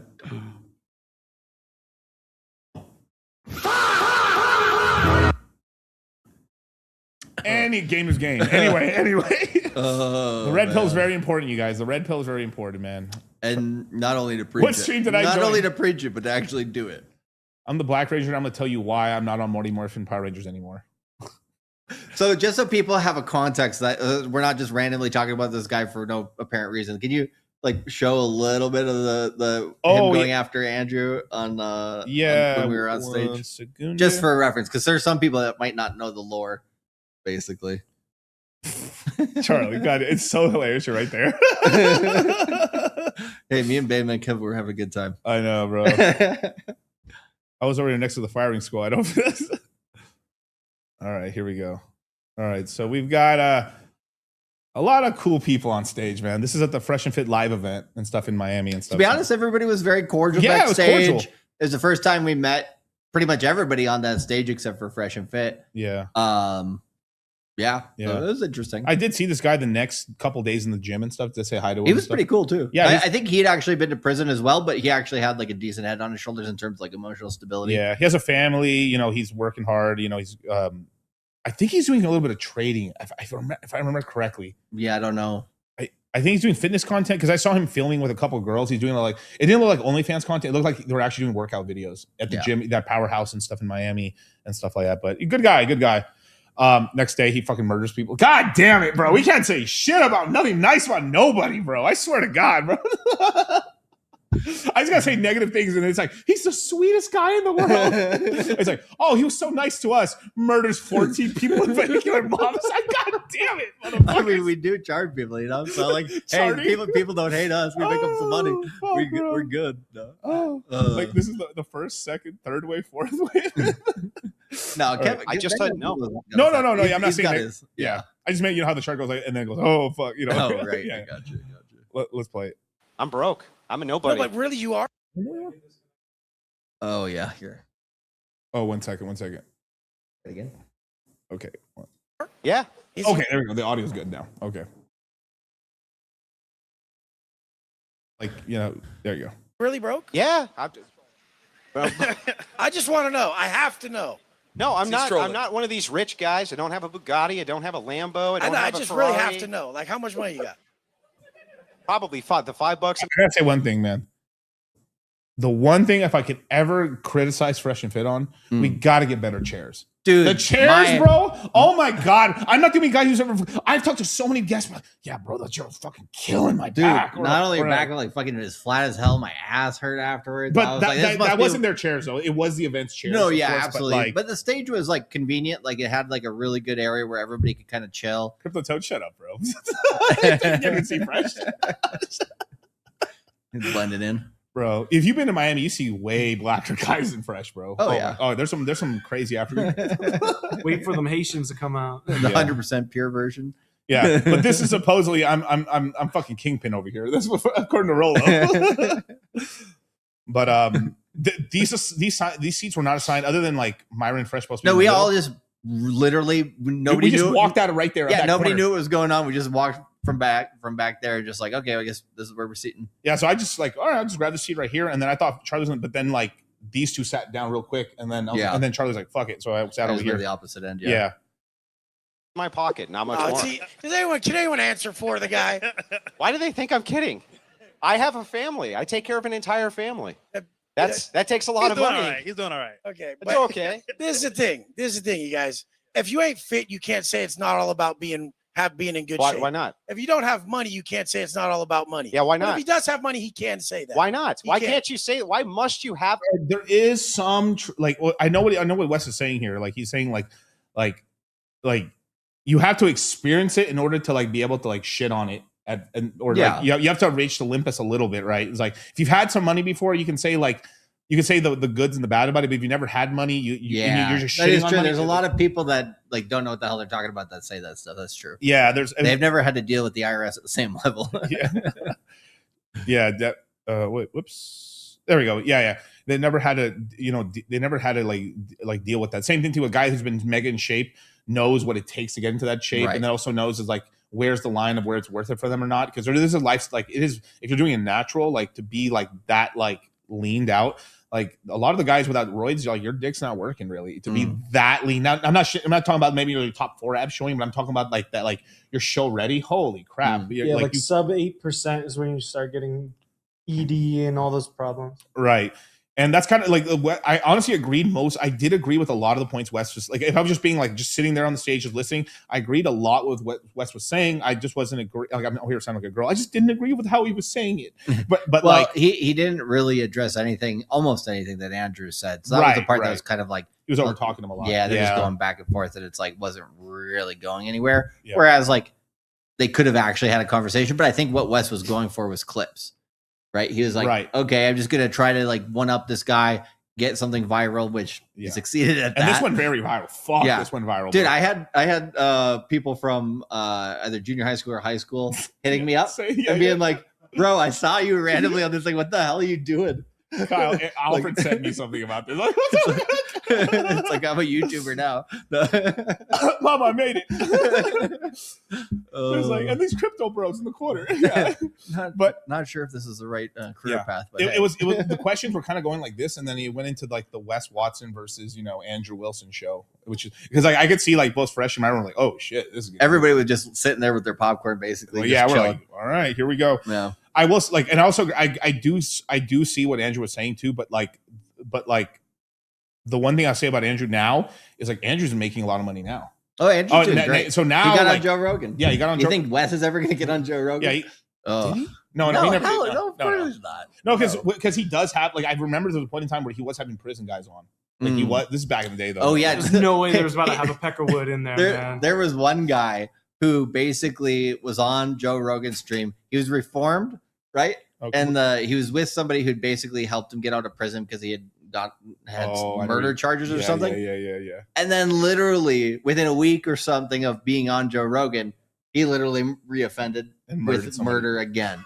Right? Yeah. I'm like, I'm pretty sure after that, Joe Rogan is probably like, yeah, He must have took it down because that one's crazy. No, that one's still around. Is he still? Wow. You can go watch it. He was like, the guy was preaching like, yeah, everybody from prison should get a second shot. And he was making a lot of sense. Yeah. Right. But then, you go and do that again. So At Kind of least ruins your point. I kind of do like maybe for the worst offenders. Yeah, don't like the one thing I've never liked is like they've taken away people's right to vote away a little bit. Like, but I can understand it for the highest offenders, but like there's a lot of like low level shit, like why are they're not allowed to vote or they're not allowed to own a gun, especially if it's nonviolent.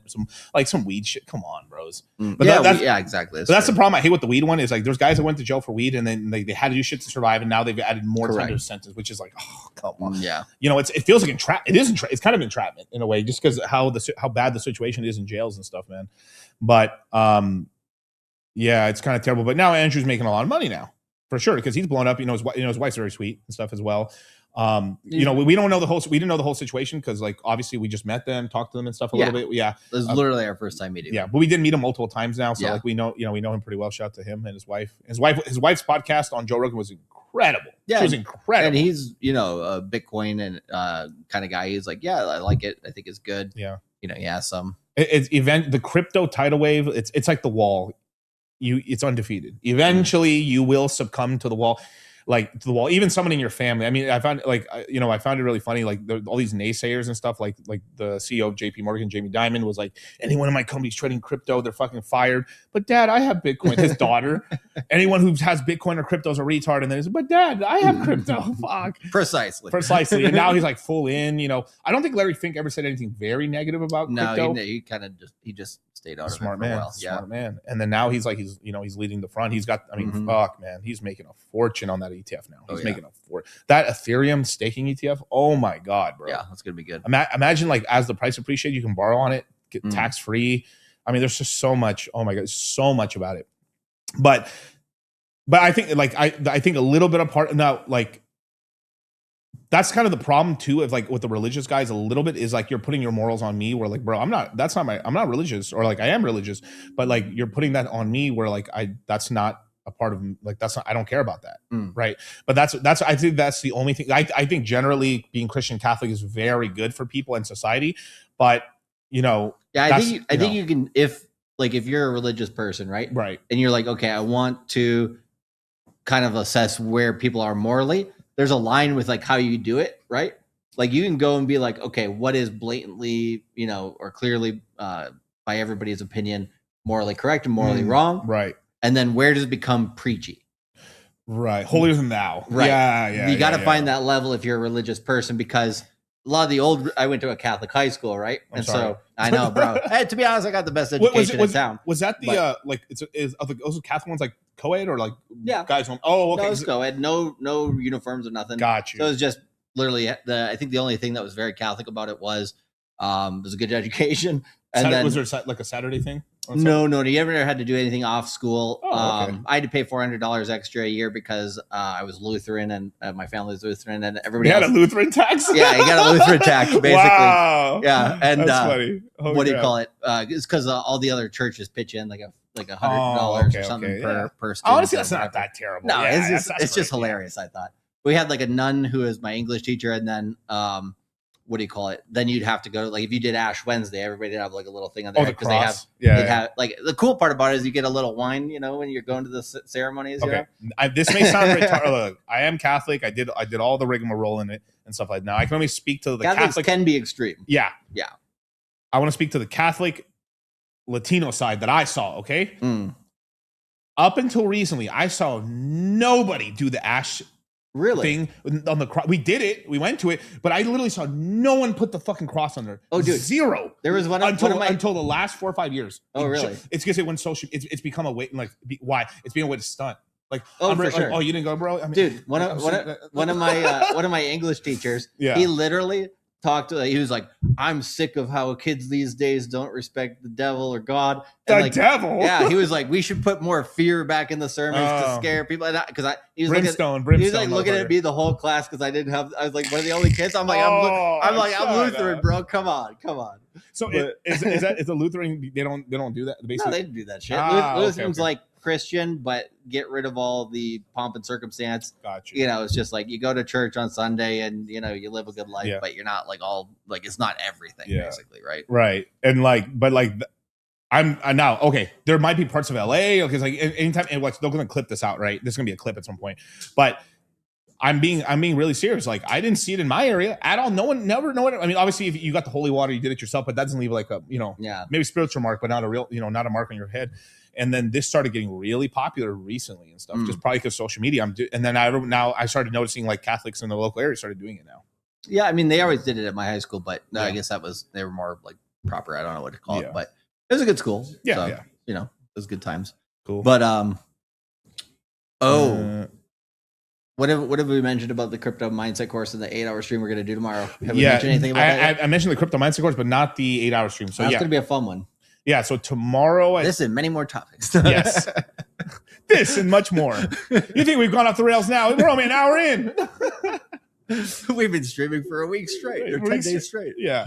But yeah, tomorrow we will be having a stream at 1 p.m. Pacific Standard Time. It's going to be the 8-hour mega stream.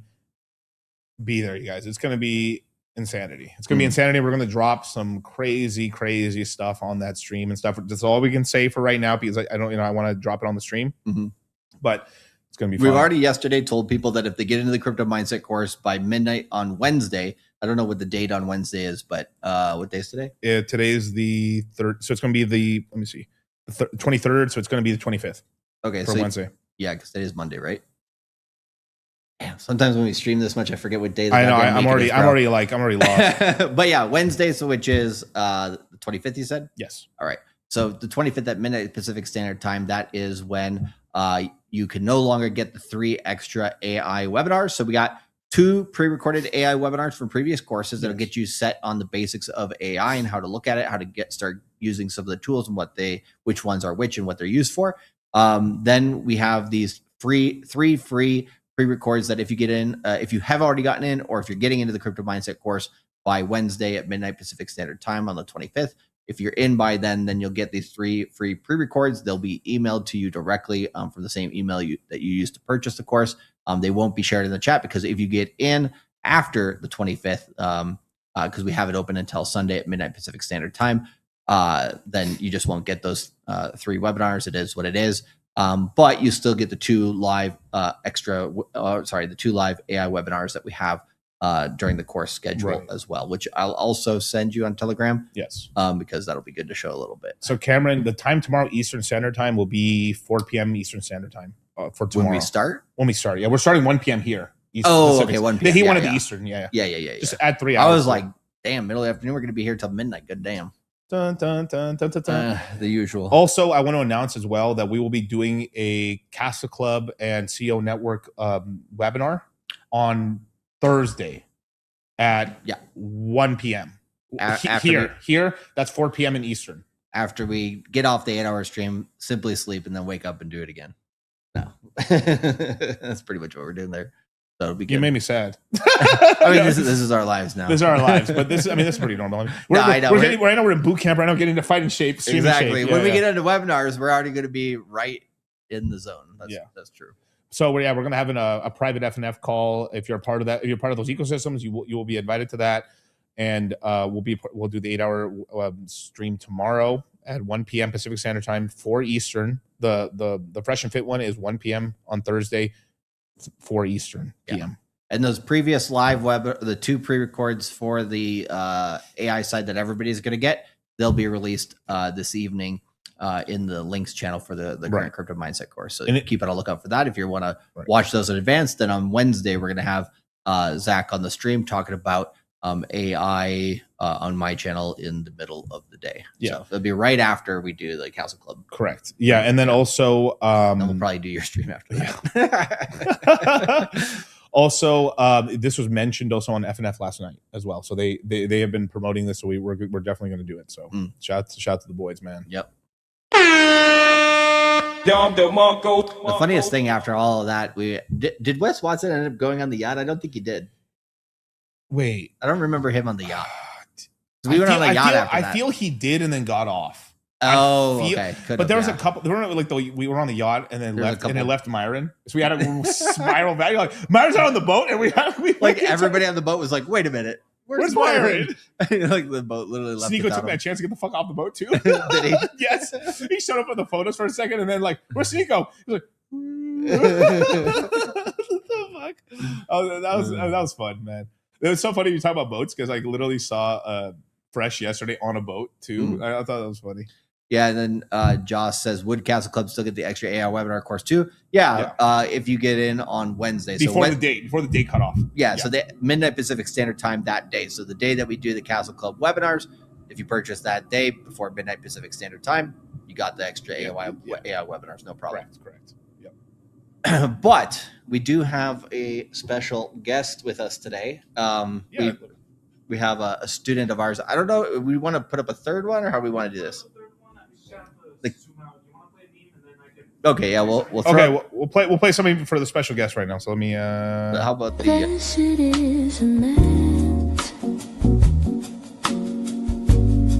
That walketh not in the counsel of the ungodly, nor standeth in the way of sinners, nor sitteth in the seat of the scornful.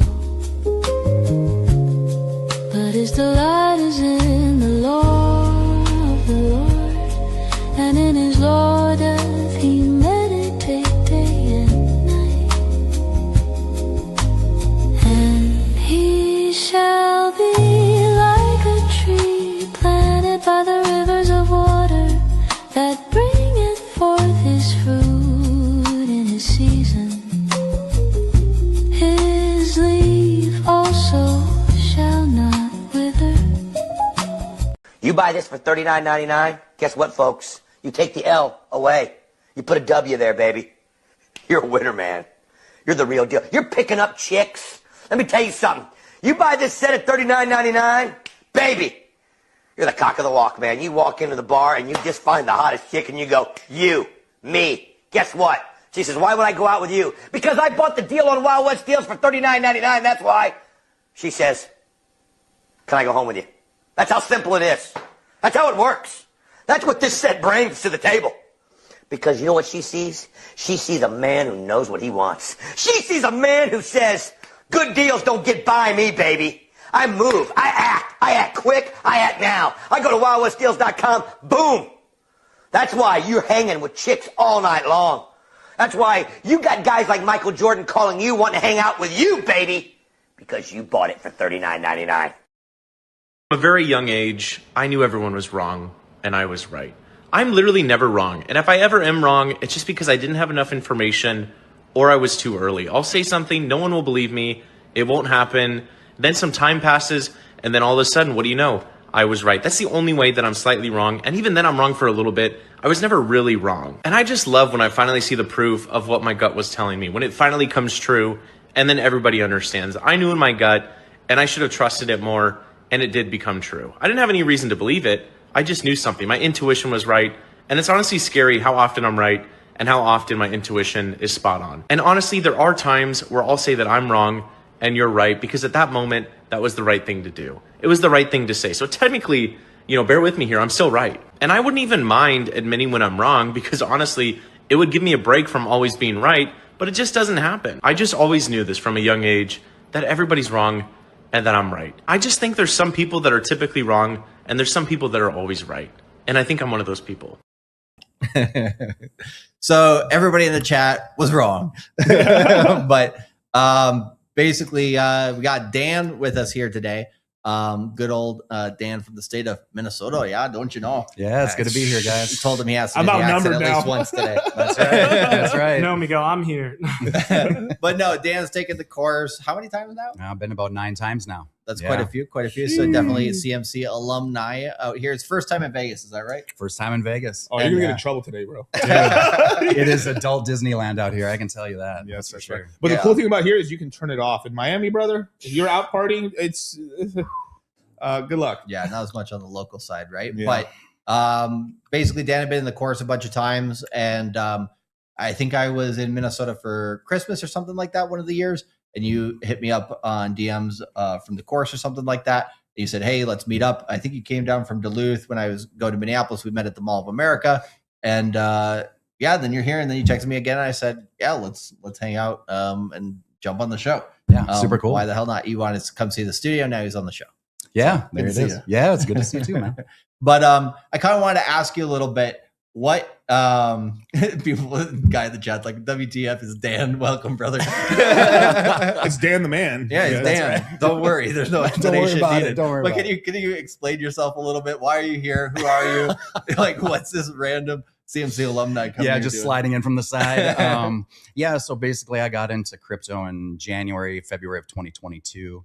Found you guys on Richard Cooper's channel, actually. Oh, cool. Okay. Yeah, saw that. And I'm old enough, I'm a Gen Xer, where I saw the tech bubble, I saw the housing crisis, and I realized that you only get a couple of these opportunities in life where you have a new technology come in where you can learn and make money on it. These opportunities don't come around often. Yeah. So got into it, wrote it all the way down. I've definitely learned my lessons. Tomb T-shares. I'm fan. Brother, alumni. The casino. Hey, man, you should play the meme just for fun. Yeah, give me some. This is where this was actually the first meme we actually I actually really had on the channel. Actually, let me play it.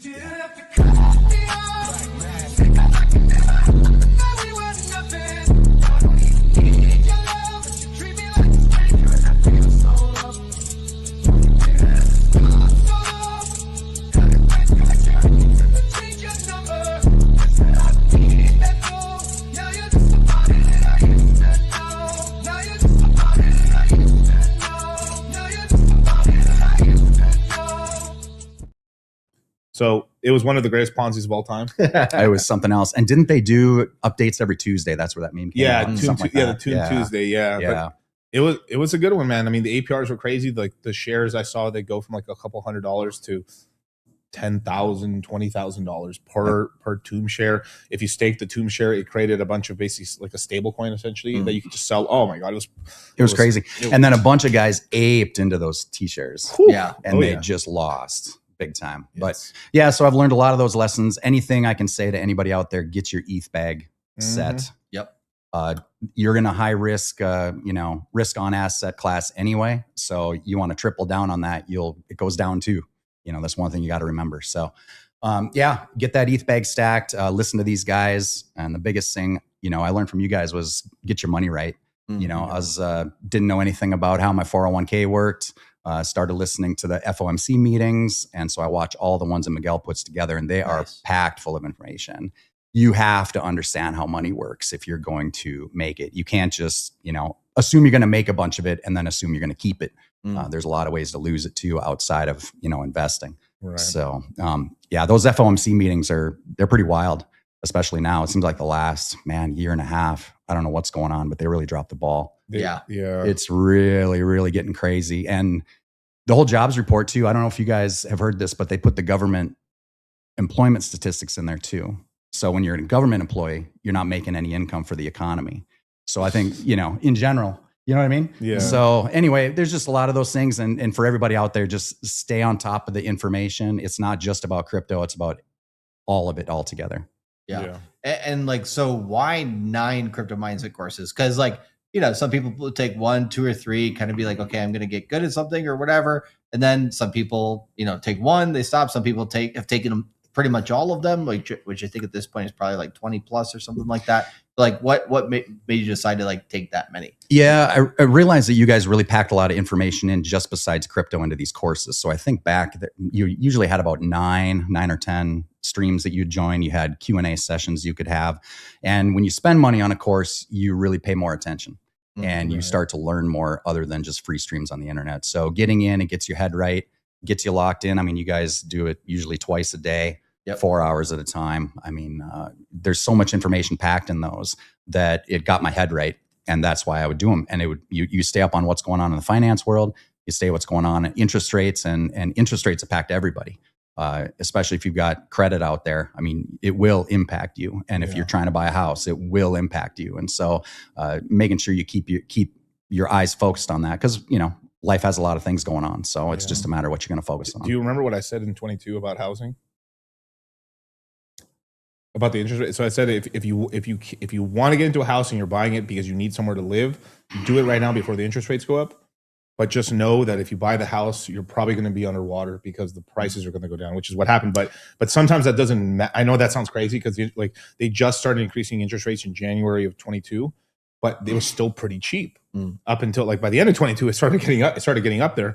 But you know, those courses we had there, we had guys like, I want to buy a house. Well, if you're trying to buy that house, you like the neighborhood, you need the place to live, and the payment makes sense, you'll win long term. But if you're just trying to buy it for, you know, equity increase, you're gonna get crushed. Which you did, right? Which a lot of people, not you did, but like a lot of people did. And so I discouraged some people from doing that because they were mostly doing it because they wanted to basically, you know, they think it was a great price because they thought the real estate was going to go up. We've been basically in a 3-4 year bear market in real estate, and we're still not. We're in this weird point where interest rates are still really high, and the housing prices are going down, but not enough so that payment's still like it's actually higher than it was in 21. So you had a house that was $1 million.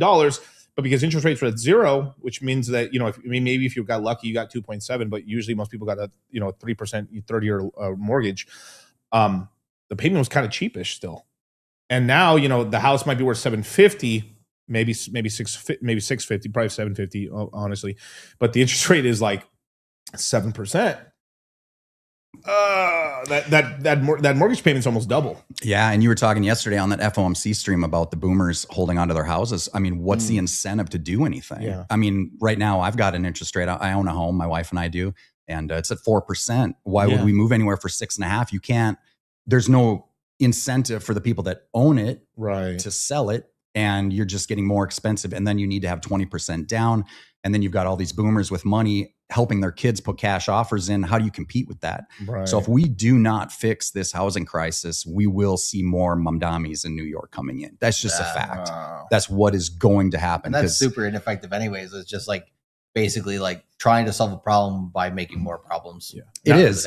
Now they're begging on TV. They want the billionaires and the multimillionaires to come back to New York because they're having a shortfall now. There's that clip where she's, telling all of them to leave and all this kind of stuff. Was that a year and a half ago? And now she's back like, oh, we need to get these bills. Hang on. Please come back. Please come back. Because if you think it just affects the billionaires, eventually they'll go to the millionaires, and eventually they'll go to the 100,000aires, and it just, the system chews on itself. It's just history. It just doesn't work. But if we don't fix this housing crisis, like my daughter's in college and she's talking about food prices. I mean, you come out of the grocery store with a bag, it's $100. Yeah. And I feel that. I feel for it. So is that like a week's worth of groceries for her in college? I tell you what, I remember when I was in college, it was like maybe about like $75 to $150. She's in the chat. Plead the fifth, Dad. Yeah, I got to be careful. I got to be careful. For a couple of weeks of groceries, Yeah. No, it turns real quick from steak to generic Top spaghetti ramen. pretty fast. Yeah. But yeah, I've got employees that are, 21 and younger, and I love that younger generation. They are on it. Something happened with the millennials. I don't know what happened, but the younger generation, you guys are keeping your eye on the ball. Yeah. And so if we don't fix what's going on now with being able to buy a house, I think that's going to be one of the major things. Yeah. But it'll be like, I will say like Kyle's generation is kind of like locking in on that, but there's also kind of like this malaise of like sadness that crosses them. Like they give up before they start because they feel like they don't got a chance. Right. And just to go to that, remember that earlier post I put in where like the Zoomers are basically going into higher risk assets. And this is something that like we were talking about with GG a little bit back in the day, because we had talked about making a gambling channel for a long time, because we saw what we were seeing here in Vegas, we were starting to see it everywhere else. And what happened? Everyone's jumping into Cashy or Poly Market, but in reality, it was like the beginning. It was DraftKings. It was about these parlays, because parlays always existed, but it wasn't as now. It's like you're like, well, and you can also bet on almost anything now. Correct. So like everything has been digitized, monetized, and gamblified. Basically, well, and Kyle, weren't you telling me it all kind of started with the skins? CSGO skins. This is how it entered my generation, was through skins. It was the later half of millennials. And your youngest of my generation. There's an Epstein connection to that? Yeah. I know. Yeah. Like laundering? No. Basically. Well, basically, like Epstein, there was emails to Epstein basically saying like, no, you gotta casino-fy it more on these kids' games, because how are we gonna get them addicted later? Yep. Dude. And not even just that, he owned Dragon Lores and all these freaking like the top skins in the game. And I'm like, there's and he was playing all the games too. Yes. So if you're in a COD, isn't his account still active? So in Fortnite supposedly was in active. Israel. Yeah. Wow. Yeah,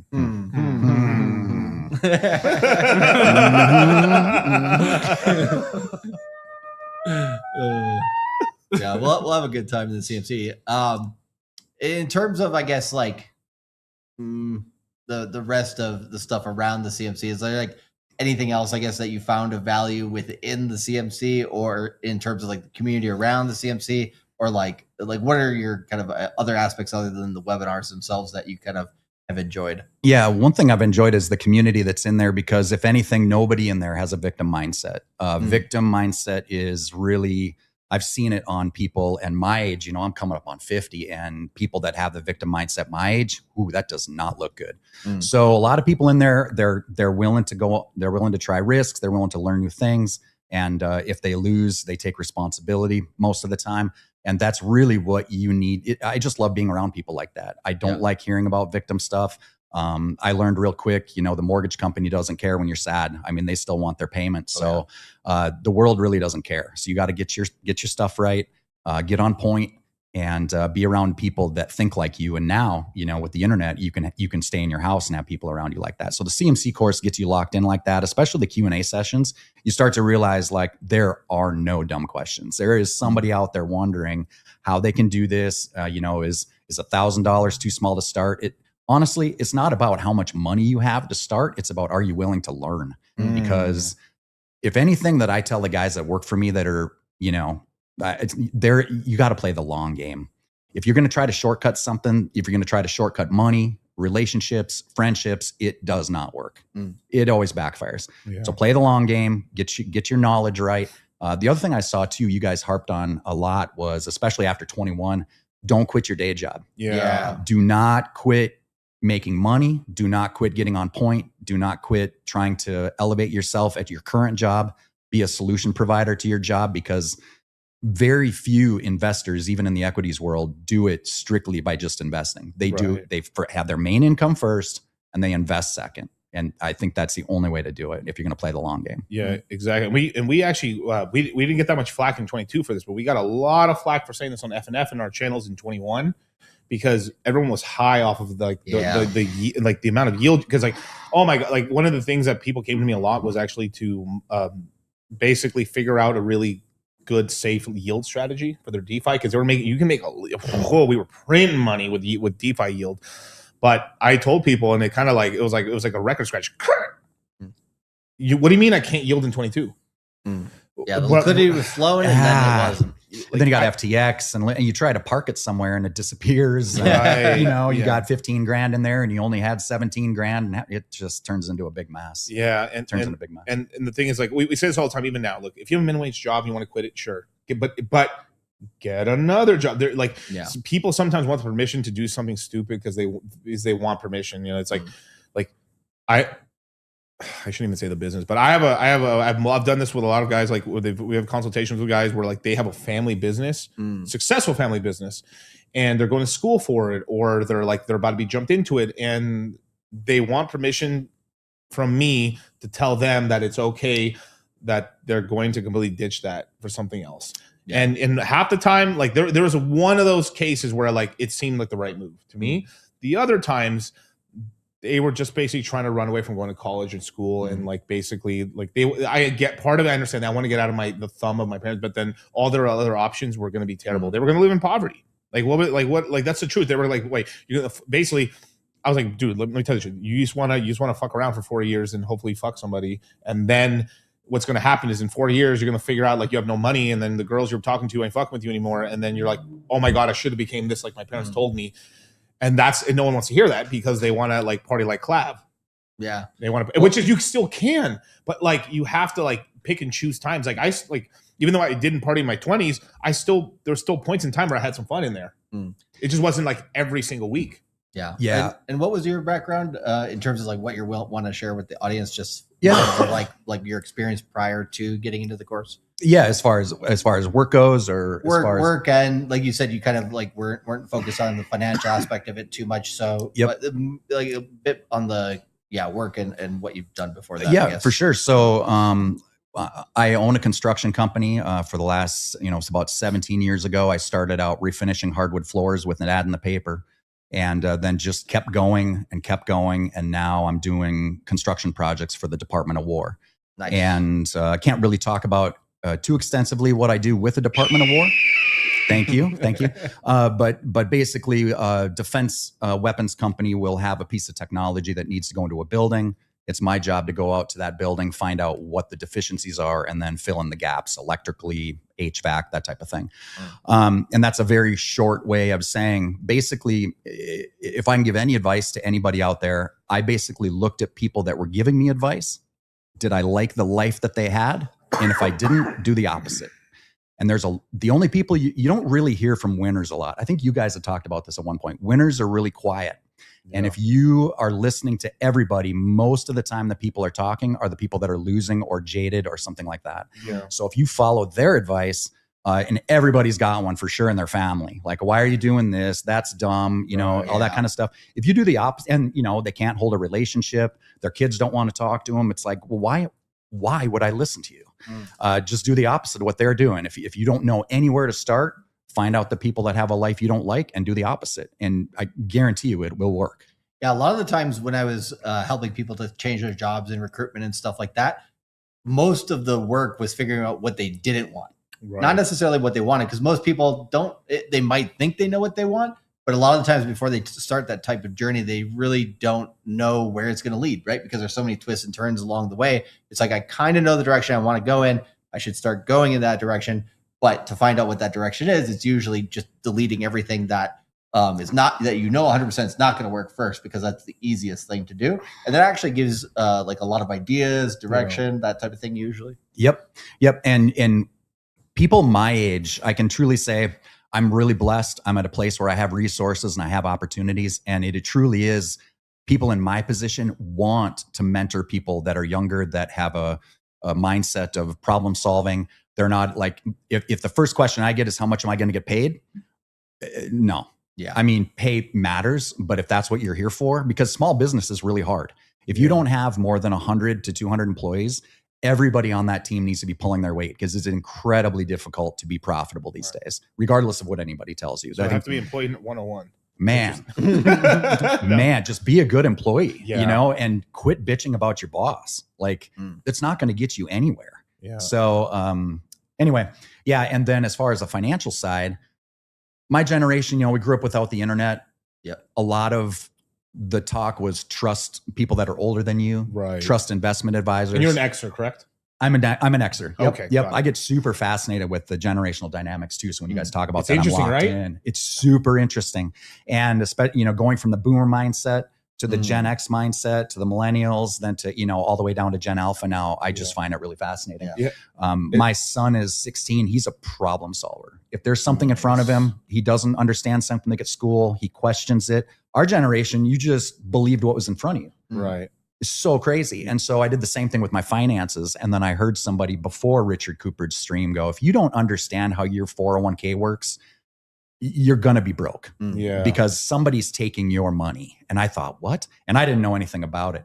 And what was cool is I started listening to you guys, got in the CMC courses, started learning about Bitcoin. And then Michael Saylor comes along. I realized my 401k, I can't invest in crypto with my 401k. Yeah. So I bought MSTR and I doubled my 401k. Nice. Yeah. And so just pay attention, like people that you listen to now, they're not going to get a lot of clout. Tom Lee, they're gathering ETH, him and his company. I know. That guy is legit. 4.6 million Ethereum right now. Wasn't 3% of the supply he wants to a little go? bit more. He's over 4. He needs 1.4 million, and then he hits his 5% goal. Dude, give him 10 years. They're going to rule the world. They are going to rule it. And Michael Saylor, he said he wants to burn the keys after he dies. Jeez. All right. I like this. The board of directors like, it's like over $1 trillion. Bro. And it'd be more than trillions, bro. I'm telling you. That'll be They're digging up his grave, trying to fucking asshole. Find the keys. How many people will be at his deathbed trying to get him to tell the keys? Oh man. He cryptically says it in some final phrase that he says, but people have to, it's like King Tut, you have to figure it out. I don't know, like the hieroglyphics. Yeah. Move the slab. Yeah. But yeah, no, it's cool hearing people's stories. Like, I remember when you were like, hey, let's meet up. We met up at the Mall of America before I was jumping on a flight to probably come back here or something.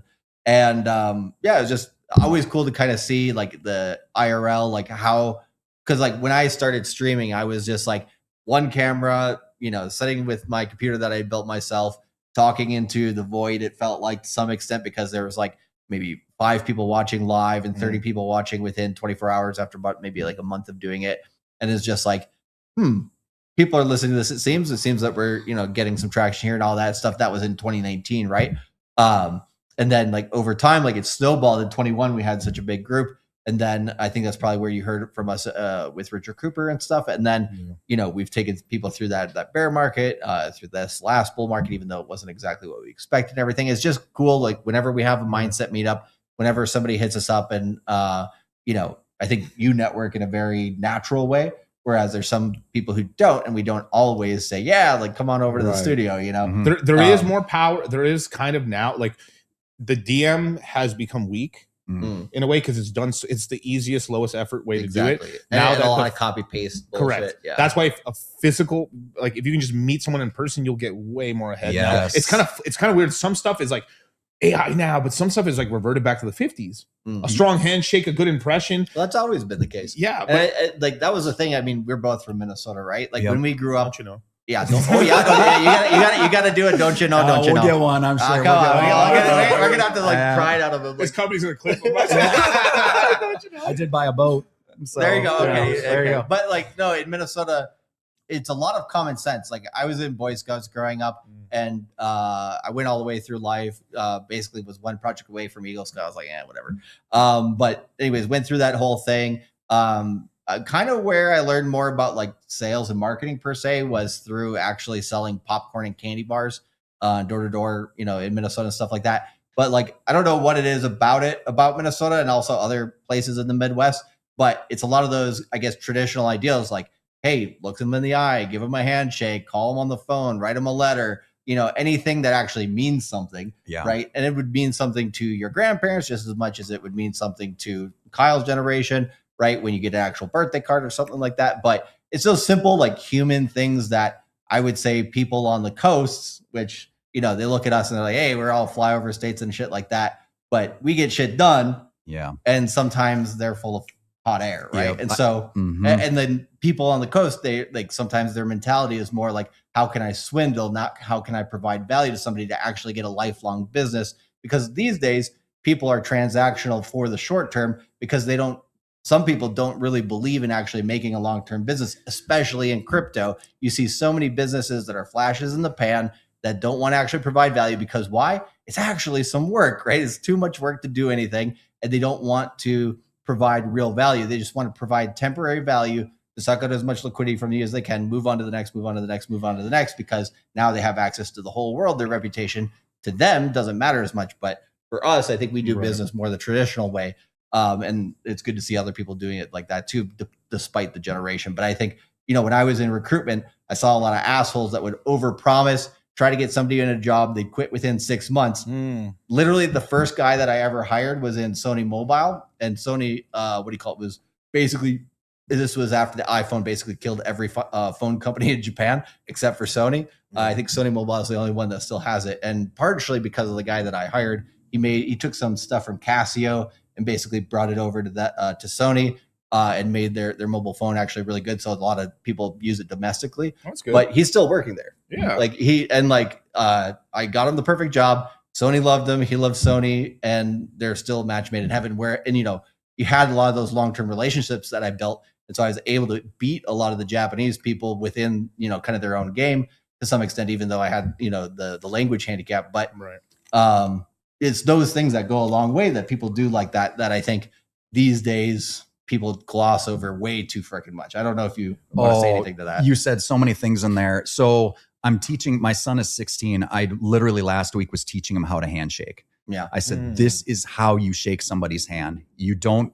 grab them harder than they're grabbing your hand. You don't overshake if you have a lady that's 70 or older, you take their hand, you don't shake.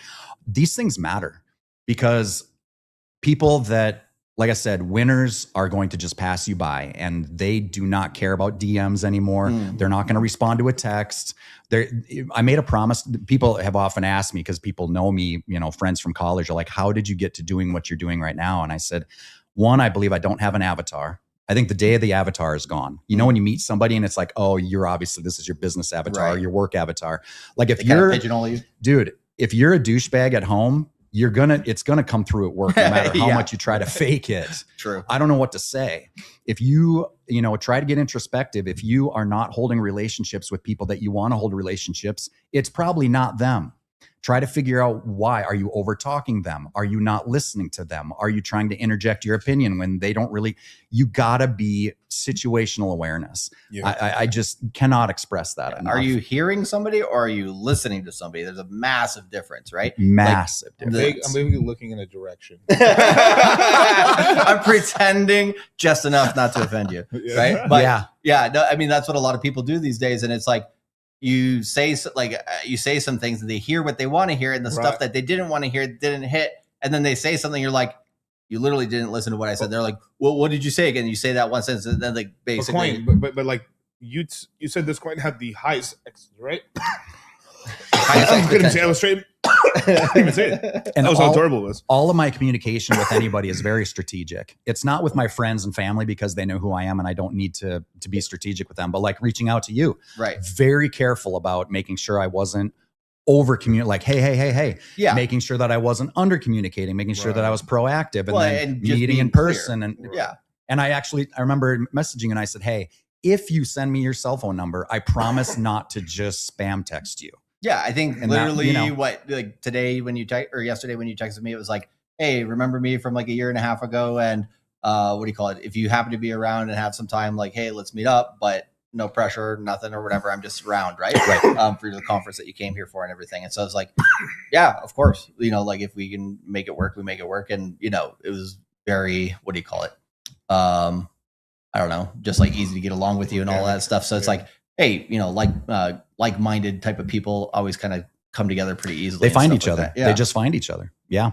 So, Yeah. Get articulate, talk to people, get out there. I know with government contracting, one rule I made for myself was I will visit every single job site that I bid on, whether it's in Fargo, whether it's in Wisconsin, whether it's on the East or West Coast. And there are a lot of companies that do not go out and they do not do a site visit, and the government, it matters.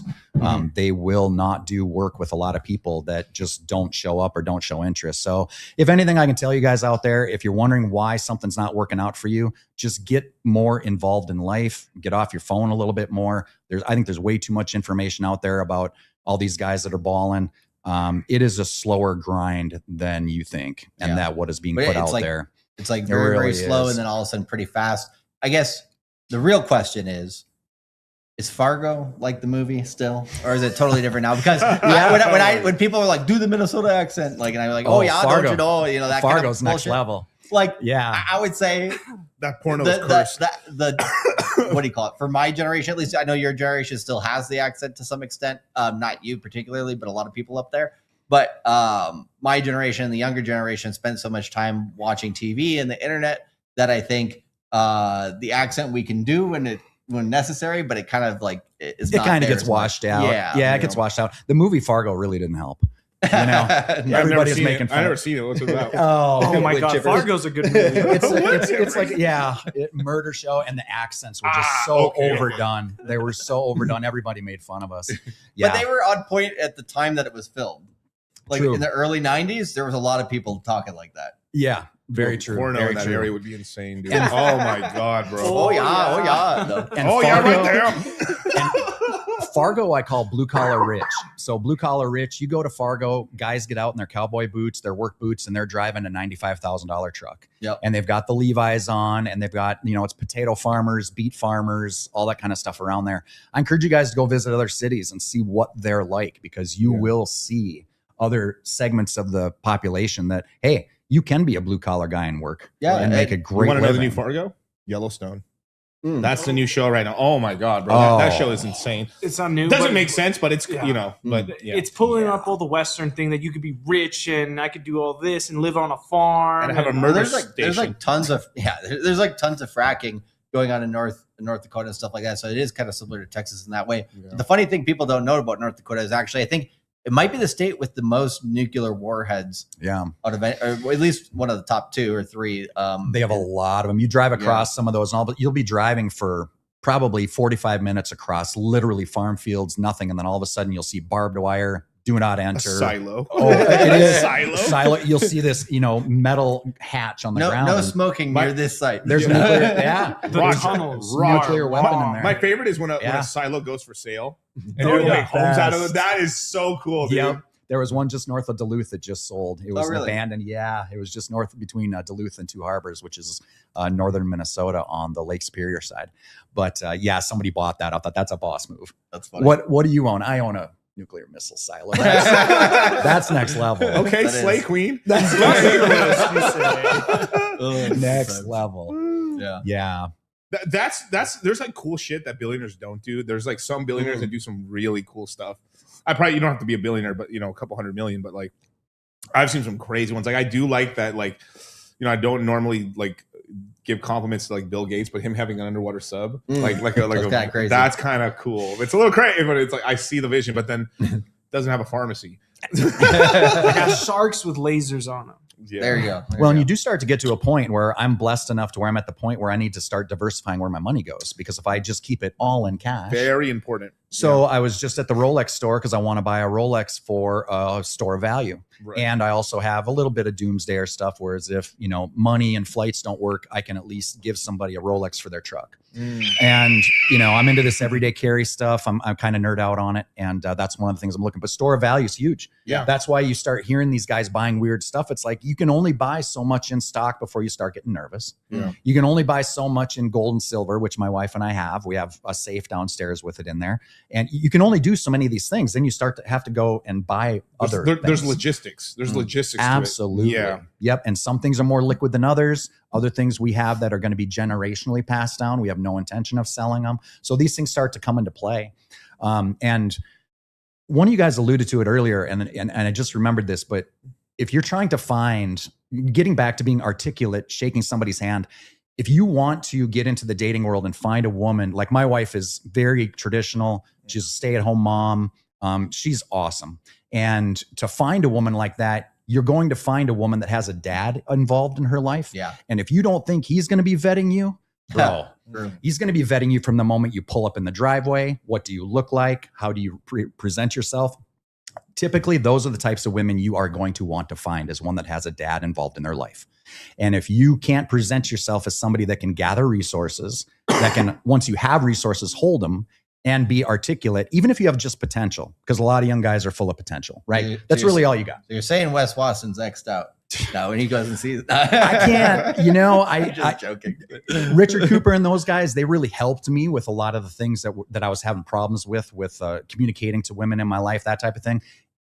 It's gone too far. Yeah. I get it. I get the core message, but women are human too. And, they have emotions, which we all know about, but they're emotions for a good reason. Like they're a reason they are women and we are men, because if it was just me, my life wouldn't be as enriched as it is if I didn't have a feminine, emotional wife at home. Yeah. That's what I think people don't get about the red pills. They look at the extreme portions that aren't really representative. And then they see like, oh, the rational male, you can take the same concepts and be rational with it and make sense. Right. And I think it helps people justify why they don't have a relationship in their life. And I think that's a bad situation to be in. It's like, oh yeah, that's why I can't get a woman, because they're all, and then you fill in the blank. And it's like, maybe it's not them. Maybe you need to get your clothes right. Maybe you need to work out more. Maybe you need to, That's effort though. You're right. I tell you, man, self-discipline, if you can self-discipline yourself, and that's what the CMC course is about. If you can discipline yourself to put together the $900, the craziest thing I see sometimes from you guys on the streams, like, hey, do you guys take payments or that type of thing? I'm totally cool with that. I have, been in a spot. I ended up filing bankruptcy after the housing crash because of bad investments. I get it. But how many people, if you're at this level where you're learning about crypto, how many times could you not go out drinking and save that $900? Right. Like, let's get real. Like, how many times could you not get Uber Eats and save that money? Like, that's a huge one, man. Dude, I cannot believe how much money people spend on that. You double whatever you order. I mean, it's $40 for food. It's $80 by the time it gets to your house. That's crazy. Every single time. If you got money like that, I'm not talking about an emergency or like, let's just not go out. But there's people that every day Uber Eats. Yep. Every day. Fucking day. I mean, I was pissed off. I had an Uber Eats, a fucking Celsius to myself at the thing, and I was like, $63 from 7-Eleven. Oh my God. And people do that on the daily. Why am I broke? Dog, I mean, I feel like this is the modern day great Dave Ramsey here, but like I'm saying this crazy shit, Caleb Hammer sort of shit, but like Dude, Grant Stephan. We shit. should do that. We should get like people from the course and then like do like the Caleb, whatever his name is. Yeah, kind of Hammer. thing. That'd be- Yeah. that What would did be Daniel funny. say? Like when Theo Vaughn interviewed the Amish kids. You know, the Amish community. Yeah, Amish community is legit in central Minnesota. Yeah, Ooh, they have got resources. They have bought farmland around them. I mean, you can knock on them all you want, but they're doing something right. I mean, No, they are absolutely are doing everything right. And then, I don't know. Except for Bitcoin, they ain't doing Bitcoin, so I don't know. You know, like the What's it, generation they have the of- girls like walking on a hamster wheel to power. They got These are our miners. miners.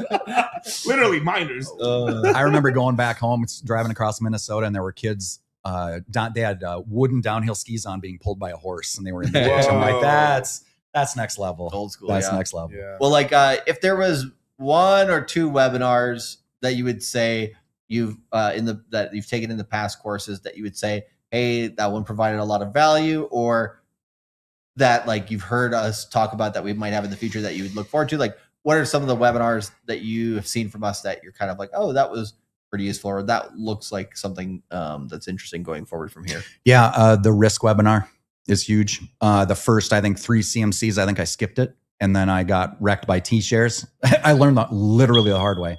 Yeah, exactly. The risk webinar is huge, and I really enjoy too. I listen to you guys so much online, like I know kind of your cadence and everything. When you have a guest speaker come in and talk about their experience with it, I just locked in right away, especially founders.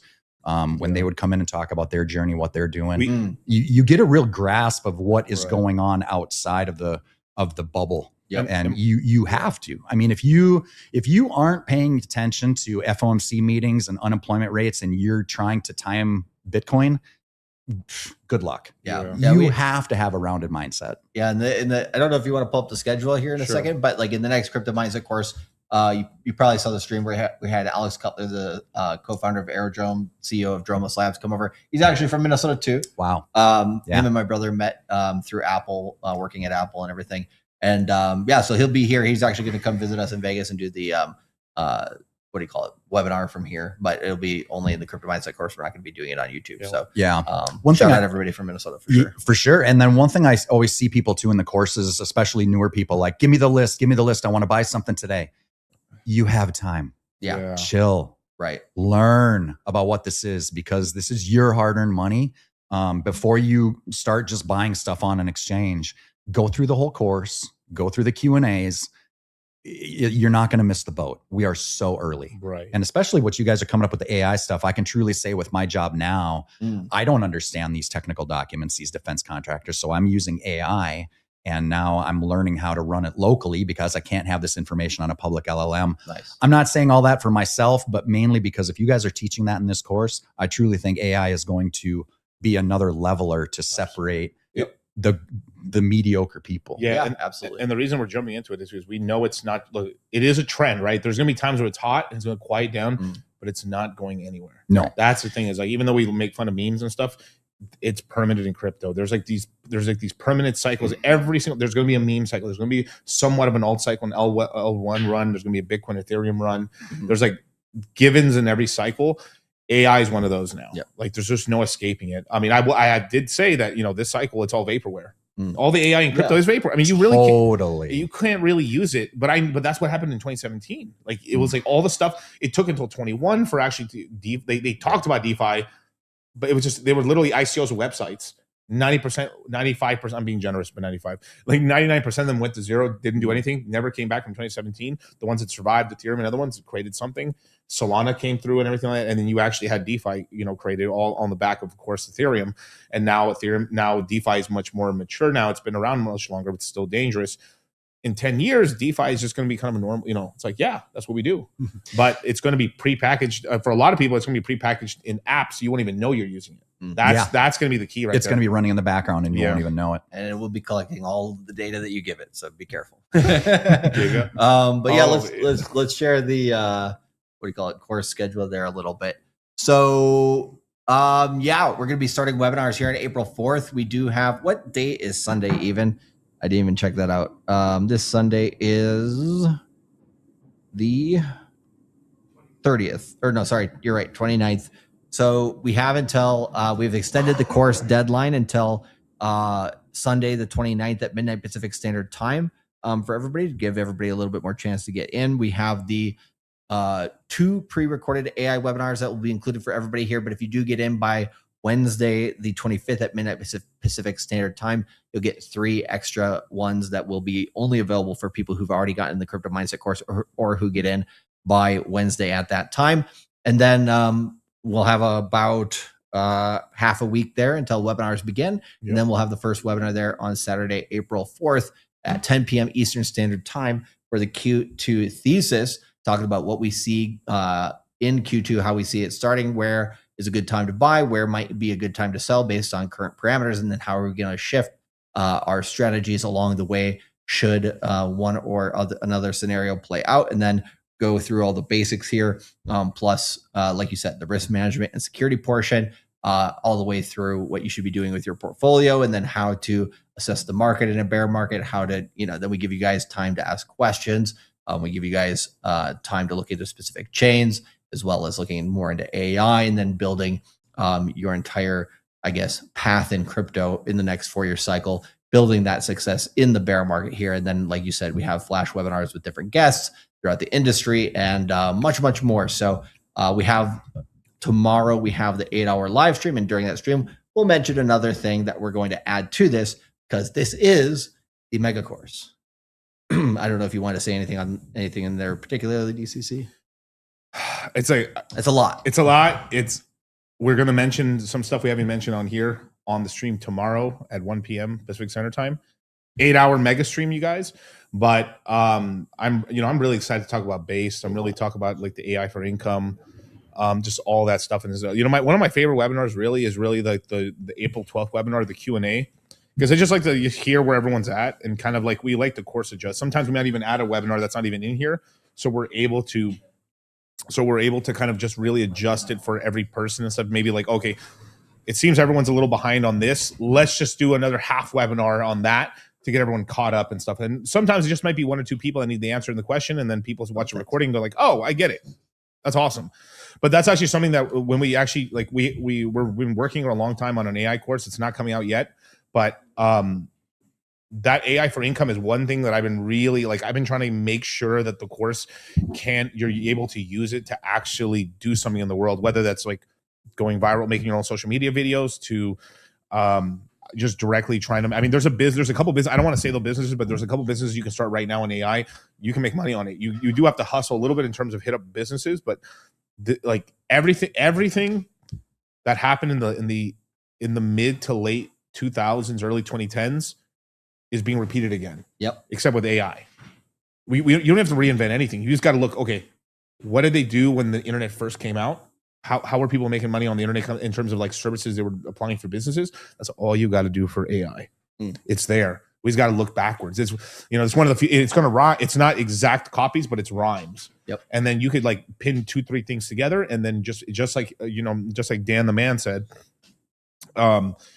make yourself as useful as you can to a business, or go on your own. Now you can be useful as much as you want it for business, but if that business doesn't value you, keep sharpening those skills. Do something on the side. You almost always should do something on the side, especially if you feel like it is kind of 9 to 5, and I do have a lunch of free time. Fill that up with something else, because it's like idle hands of the devil in a way. Like if you're doing nothing, you're gonna fuck off and be drinking, doing dumb stuff.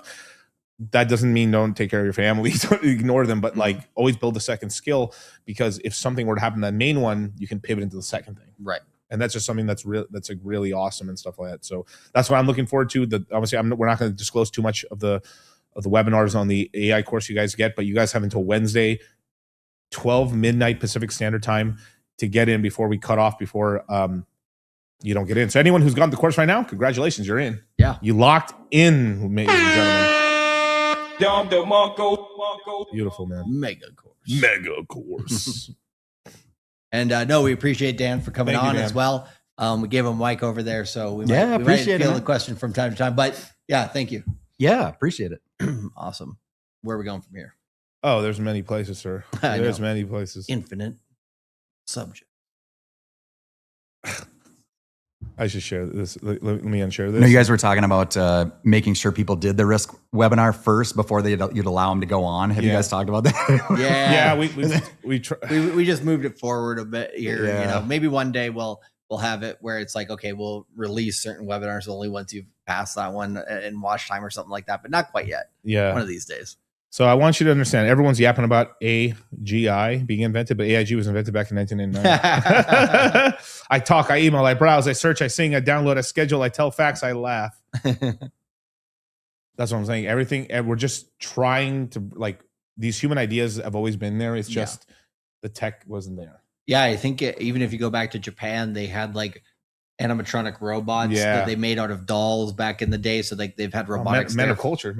Yeah, for like hundreds of years, or like hundreds of years. Damn. Well, like, it was like in the 1800s, some point where they you. started making those or something like that. So, yeah, interesting. Chica Bonita's raffle, possibly. Maybe with the meetup, yeah. Bro, it was so hilarious. No, I shouldn't even say it. I protect the innocent. Yeah, protect the innocent. But yeah. Yeah, we'll do the raffle during the 8-hour stream tomorrow, just because it'll make a little bit more sense. It'll make more sense. More people watching and stuff like that. It's gonna be a good one. Don't miss out, you guys. We may give out prizes for the guys who stick through the whole 8 hours. Hey. Well, I created an AI bot to say in the chat to mention one time an hour. Guys, like, you see, work smarter, not we harder. have the AI watching you in the chat now. That's right. That's right. But yeah, man. Dude, is there stuff I want to say? But it's tomorrow. Yeah, it's tomorrow. Yeah, we got a lot. I'm trying my best not to say it. We got a lot. We got a lot of hours tomorrow to be able to talk about it. That's true. And this is a Power Ranger suit. There's 100%. This is a Power Ranger. Yeah, suit. yeah. Absolute official. What is it? Where's the little Mighty He Morphin? started doing. Yeah, it actually is right. Mighty Morphin He started doing interviews. Zach the Black Ranger. Yeah, like he was saying basically like him and the other Rangers that were the originals. They tried to get like some. What was it like? They were non-union. Yeah, they couldn't get anything with like. First of all, they were getting lowballed basically, not getting very paid bad anything. Very bad. And then they couldn't get any royalties for anything. So like they pretty much haven't made anything off of it except for gave them some fame. Yeah, they gave them some fame and stuff, but they've been able to help out a little bit. But like they try to renegotiate. They paid them so little even for the Power Rangers movie. That's the reason the original Black Ranger's not in there and a couple other guys were not in there because they wanted to like.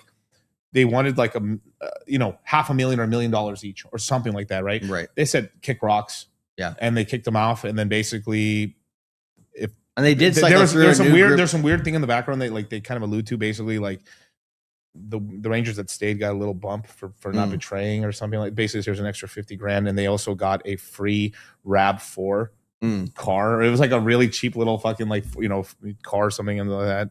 Yeah, and, but they did start cycling through because they made the Green Ranger, and then they made like the Green Ranger, and like it's because it was originally based off of a I forgot the name of the cartoon in Japan, and they were running out of footage, so that's why every time they would change Power Ranger colors and stuff, it's because they ran out of footage, so they had to like go to the next season of that and stuff. What the hell was it called? Cyban or no, not Cyban? There was a few different kinds of that, I think, but there was one that was, I think Ultraman was one of the most famous. Yeah, ones. Ultraman was one of the big ones. Yeah, he was like the one that kind of popularized that whole genre, probably. But, yeah, I don't know, 100%. Well, anyway, we'll look it up later. It doesn't matter. We can do that on the 8 hour. Yeah, we can do that on the 8 hour stream and stuff. All this and more on the 8 hour stream tomorrow. You guys be on the lookout. We'll have that stream pinned up tonight on all the chats and stuff, so you guys know when we're starting. It's starting tomorrow at 1 p.m. Pacific Standard Time, 4 Eastern, 8 hours nonstop. Fuck until midnight Eastern Standard Time. So that's right. That's right. Oh yeah, there's a movie in there. Did they really say that? I have not watched the movie yet, but there's like some Pulse Chain movie some fucking dude made, and it's like did they AI movie or not? No, some like Pulse Chain hater guy or whatever. Okay. Sentai Ranger, Sentai Ranger. Do you guys know if there was any update on that guy in the Pulse Chain movie who aped in all of his savings? And he's good. He's doing good. He's RG3's friend. The guy's actually doing really well financially. Good. Yeah, it's like I can't say too much, but basically that guy was friends with RG back in the day. He made some really good money back in the day, and RG on that company got kind of just fucked on it. And then like he was doing okay. He aped into that. He's doing fine right now. Good. Yeah, he's doing okay. Yeah, but it's like anything. Look at they dramatize everything. It's supposed to be drama. That's the thing. You think he's just completely wrecked and he's living on a street somewhere. No. He's fine. Sentai. Yeah. Don't forget the booze. Yeah, we won't forget the booze. But yeah, raffle tomorrow, booze, Sentai. But it's there's just so much. Wow, what's this? The Giga thing. So yeah, so basically it said like I haven't watched it yet, but there's a lot of false. There's a couple of guys in the publishing community that are suing the guy now. Oh really? Yeah, Soda or whatever. They're suing him and stuff. Oh, that guy. Yeah. See, I think Money Gang put his cease and desist up today or something like that. And some people are like, "Is that really going to be effective from people who aren't in America?" And I'm just they know who he is. There's so much BS going on there. I'm just like. Yeah, I mean this is what we did a webinar yesterday. I'm not going to say where. We called it baby mama drama. Right. And this is what happens bear market baby mama drama. Bear market baby mama drama. And this happens a lot. And the people spurg out because well, guess what? The income slows down. Like they want to blame somebody other than themselves. Right. Yeah. And then the influencers get pissed off because they can't run rugs anymore, or they're not getting sponsorship money, or they're not getting like $20,000 from this, or the sacrifice company that was paying to keep the project. You mean there's no more sacrifices they can do to rug people of $10 million, like illiquid loans, right? I mean, it's a little bit more than 10 million, Charlie. That one, yeah, that was a multiple. That was 50, right? 50, 60. Yeah, I mean they're in Australia, so I guess we gotta. I've heard a lot of people don't trust the motherfucker from Australia running a project because the track record is pretty bad. We're learning this. We're learning this. Few. New Zealand, that might be the new Agartha. But, my ex-wife took all my pulse chain. Oh yeah. Giga, did they actually say that about me? That's crazy. If that's true, like, you know what? This is hilarious. But that thing is so ridiculous that it could be true. Miguel was 10 years old. What? No, wait a minute. Here they're saying adding up. The timeline is. Yeah. No. Like if I went to Epstein's Island, I mean, so did Motley. So did Tendies. I saw that meme with Stephen Hawking on Epstein. I had to throw my phone away. I was like, bro. I was about to say, bro, we were doing the dorkiest shit ever. I mean, we were having fun, but this, you got to understand, it was Nazi Germany when we went to like Puerto Rico at the time. They were so crazy about these vaccination cards. Never got the vax. Faked all that shit. Fuck you guys, motherfuckers. but I was getting every single day the minimum. I had like, if you didn't want to get vaccinated, you had to take a test every day at Walgreens or Walmart, or not Walgreens and what's the other one, CVS? Yeah, one of the two. CVS. They were making so much money, bro. Like $40-$50 a test. You get it. That shit really hurts. You have to shove it up your nose, like it's fucking horrible. And then you get it done. It worked. Basically, it's good for one day, 24 hours. Then you got to do it again and again and again and again. No, I was a victim. Yeah. Yeah, my ex-wife. No, but you were a victim. I know somebody said we were like in there for like a second, but like, yeah, but whatever. I mean, you guys all know everyone's spurging out and stuff. They're mad. I mean, that's it. Big mad. Yeah, Giga's a good guy, man. Giga's a good guy. Like the thing is, like, if you launch little like, there's a difference between a sack versus like a meme coin. There's a difference, but. Versus like, hey, this is a project I'm promising. That's another thing. There's spectrums, right? Yeah. There was a project Giga did make that I liked, and shit just didn't get traction because like the meme, like because at the time this was before Richard launched the Pumped Out Fund or Pumped Out Tires. Everyone was anti meme coins. Was like Hex 555. I actually thought that one had a shot and stuff. I like that one, but it's okay. Yeah. They were all mad because I was doing steroids. You should go to the beginning of the stream. We were talking about trend and steroids the entire hour. The first hour of the stream was nothing but steroid talk. We were talking about Wes Watson doing trend and shit. Like, let me tell Giga. Wes Watson was doing 600 to 750 milligrams of trend a week. He told me this backstage. I was like, Jesus, bro. I was like, all right, dog. But yeah, Giga's on a lot of steroids. I was gonna say he won't be doing that when he goes in away. jail. Yeah. And Dan Piana. Oh, yeah. Yeah, didn't he have a heart attack? He. Wait. Tell me the guy who does like the retreats in a Scottish castle. Dan Pena? No, not Pena. Do you remember who I'm talking about, Kyle? Just stacked. I mean, he had huge in social media guy. Rich Piana. Thank you. Sorry. Okay. Got it. Okay. Yeah. I can't imagine how much that guy was taking. I think that I can cook them in a prison toilet. I wouldn't. I saw that. I was like, were you going to mention that? That's funny. But yeah, Rich Piano was a real good guy, man. He was one of the few guys that actually like said it straight, but then also like he didn't say everything. Like he was selling steroids. He was selling steroids to a lot of the top guys back in the day. He's actually in Malcolm in the Middle too. Really? Yeah. He's in Malcolm in the Middle. He's one of the buffed out steroid guys where like this. Yeah, Hal helps him out. And so he's like, my hands are too titanically large. I can't fit my hand. I've dropped my keys in there. And then he gets it out. And then all the bodybuilders are like, maybe we can punch the cement until we crush the cement to get the grate out. They're just like basically retarded baboons, basically. And then like they lift Hal up in the air. He's like, you're the best, bro. That's funny. But he was a legend on this stuff. But the thing is, what killed him was the blue pill. You know, he had like basically mail order wife effectively. Really? Yeah, that like, and then there was like, I think right before he died, you know, this is not allegedly, they were making pre-workouts for each other. She made some ridiculous pre-workout that was like, he was like literally in the video, was like, babe, babe, this is a lot. Are you sure? Like his voice like changed from his like normal voice to like, babe, this is a lot, right? This is like, he's like, drink it, and he drank it, you know?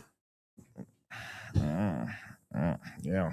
If Rich Piana's telling you, dog, this is chill, dude. I mean, you should chill, bro. You should chill.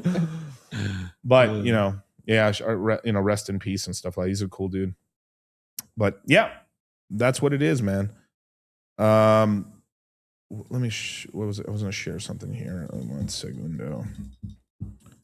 But yeah, we had a nice little run back up, and we're back over 70,000. We touched 71,000 for a little bit right now. Yeah, I mean, I think we're on like day 43 or so of the 60-day cycle. So if Bitcoin were to touch like 76,100 for a brief period going into like the middle of this week, as an example, if it were to do something like that, what would that mean? That would basically mean Bitcoin has a later right translated 60-day cycle, which would then also mean that the floor for the 60-day cycle low is higher. Yeah. So when you do dump down then at the very end of this month to the first 2 weeks of April, then that buy area becomes much, much easier to buy with conviction.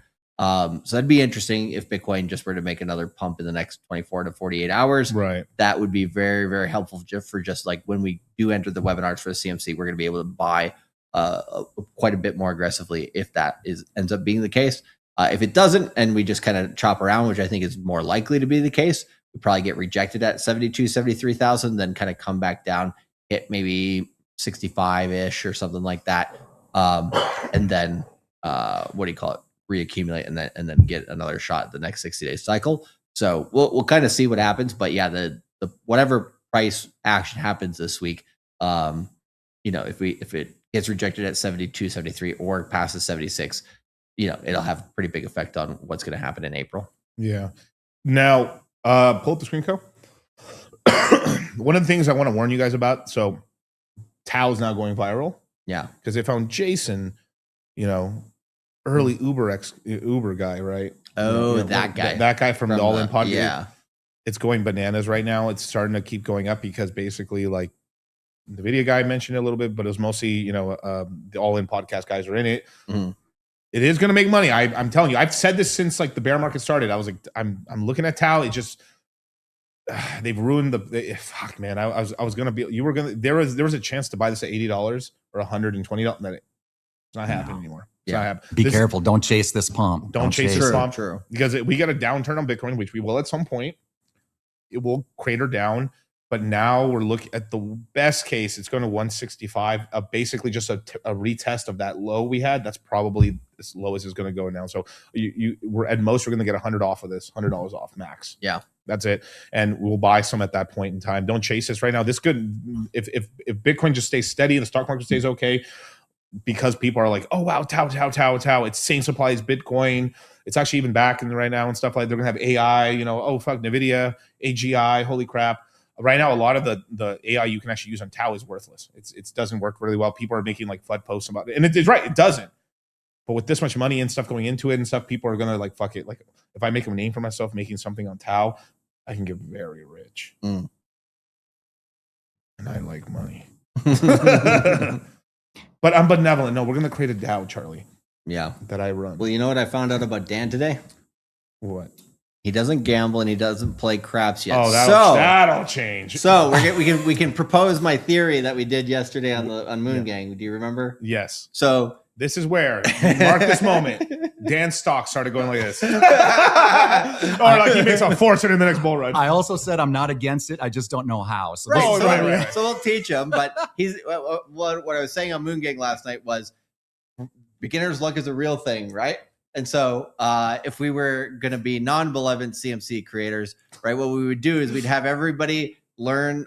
We are going to teach everybody during the Crypto Mindset course meetup how to play. We have a 4-hour event for guys. It's going to be a fun time. That one, no money's on the line. It's just education. It's a good time learning risk management to some extent. And we've set it up where, like, if you do crap out, no pun intended, everyone can re-up. Like, we're going to be able to re-up everybody every 2 hours, basically. So, like, exactly. And so, what do you call it? We'll have to test the theory here with Dan, because what I would ideally like to do, not really. I'm just joking about this, to be honest. But no, he's fucking 100% serious. Don't believe this shit. then basically have everybody go sit at a bar, and then one by one, we can have them come over if they're brand new. Murderers row. We just end up making like shit tons of money for everybody. We divvy it up percentage wise to everybody. That'd be perfect. No, but we'll test the theory with Dan. I'll be asking girlfriends too. Have you ever gambled? No. Hey, bro, I gotta borrow your girlfriend. It's gotta roll. But Rapid Unchained said beginners like Dan. That's right. That's right, man. But with that, man, remember, you guys, tomorrow we're having a big stream, 1 p.m. Pacific Standard Time, 4 Eastern. We will have that pinned tonight. We'll create the stream tonight. We'll pin it in the Citadel and the Crypto Mindset courses, all the adjacent courses as well. But yeah, man, that's it, you guys. Man, there's some big stuff we're gonna talk about tomorrow, but we're saving for tomorrow. Raffle, everything, events, and also we're gonna go a little bit more into what's gonna happen in the Crypto Mindset meetup as well and stuff, because it's locked in. That'll go on sale. I mean, after we basically once webinars begin, basically.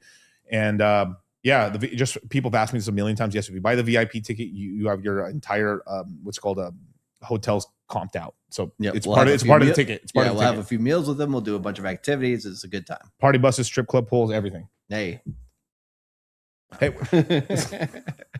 But with that, man, thank you so much for joining us, man. Get in the course. It's pinned to the top of the chat. It's in the thing. W stream. W Dan, thank you for coming so much. We love it when alumni come by. Yep. Because I love it when it's like all different types of ages as well. Yeah. We've had guys experience and stuff. We've had the greatest we had boomers, Xers, millennials, Gen Z.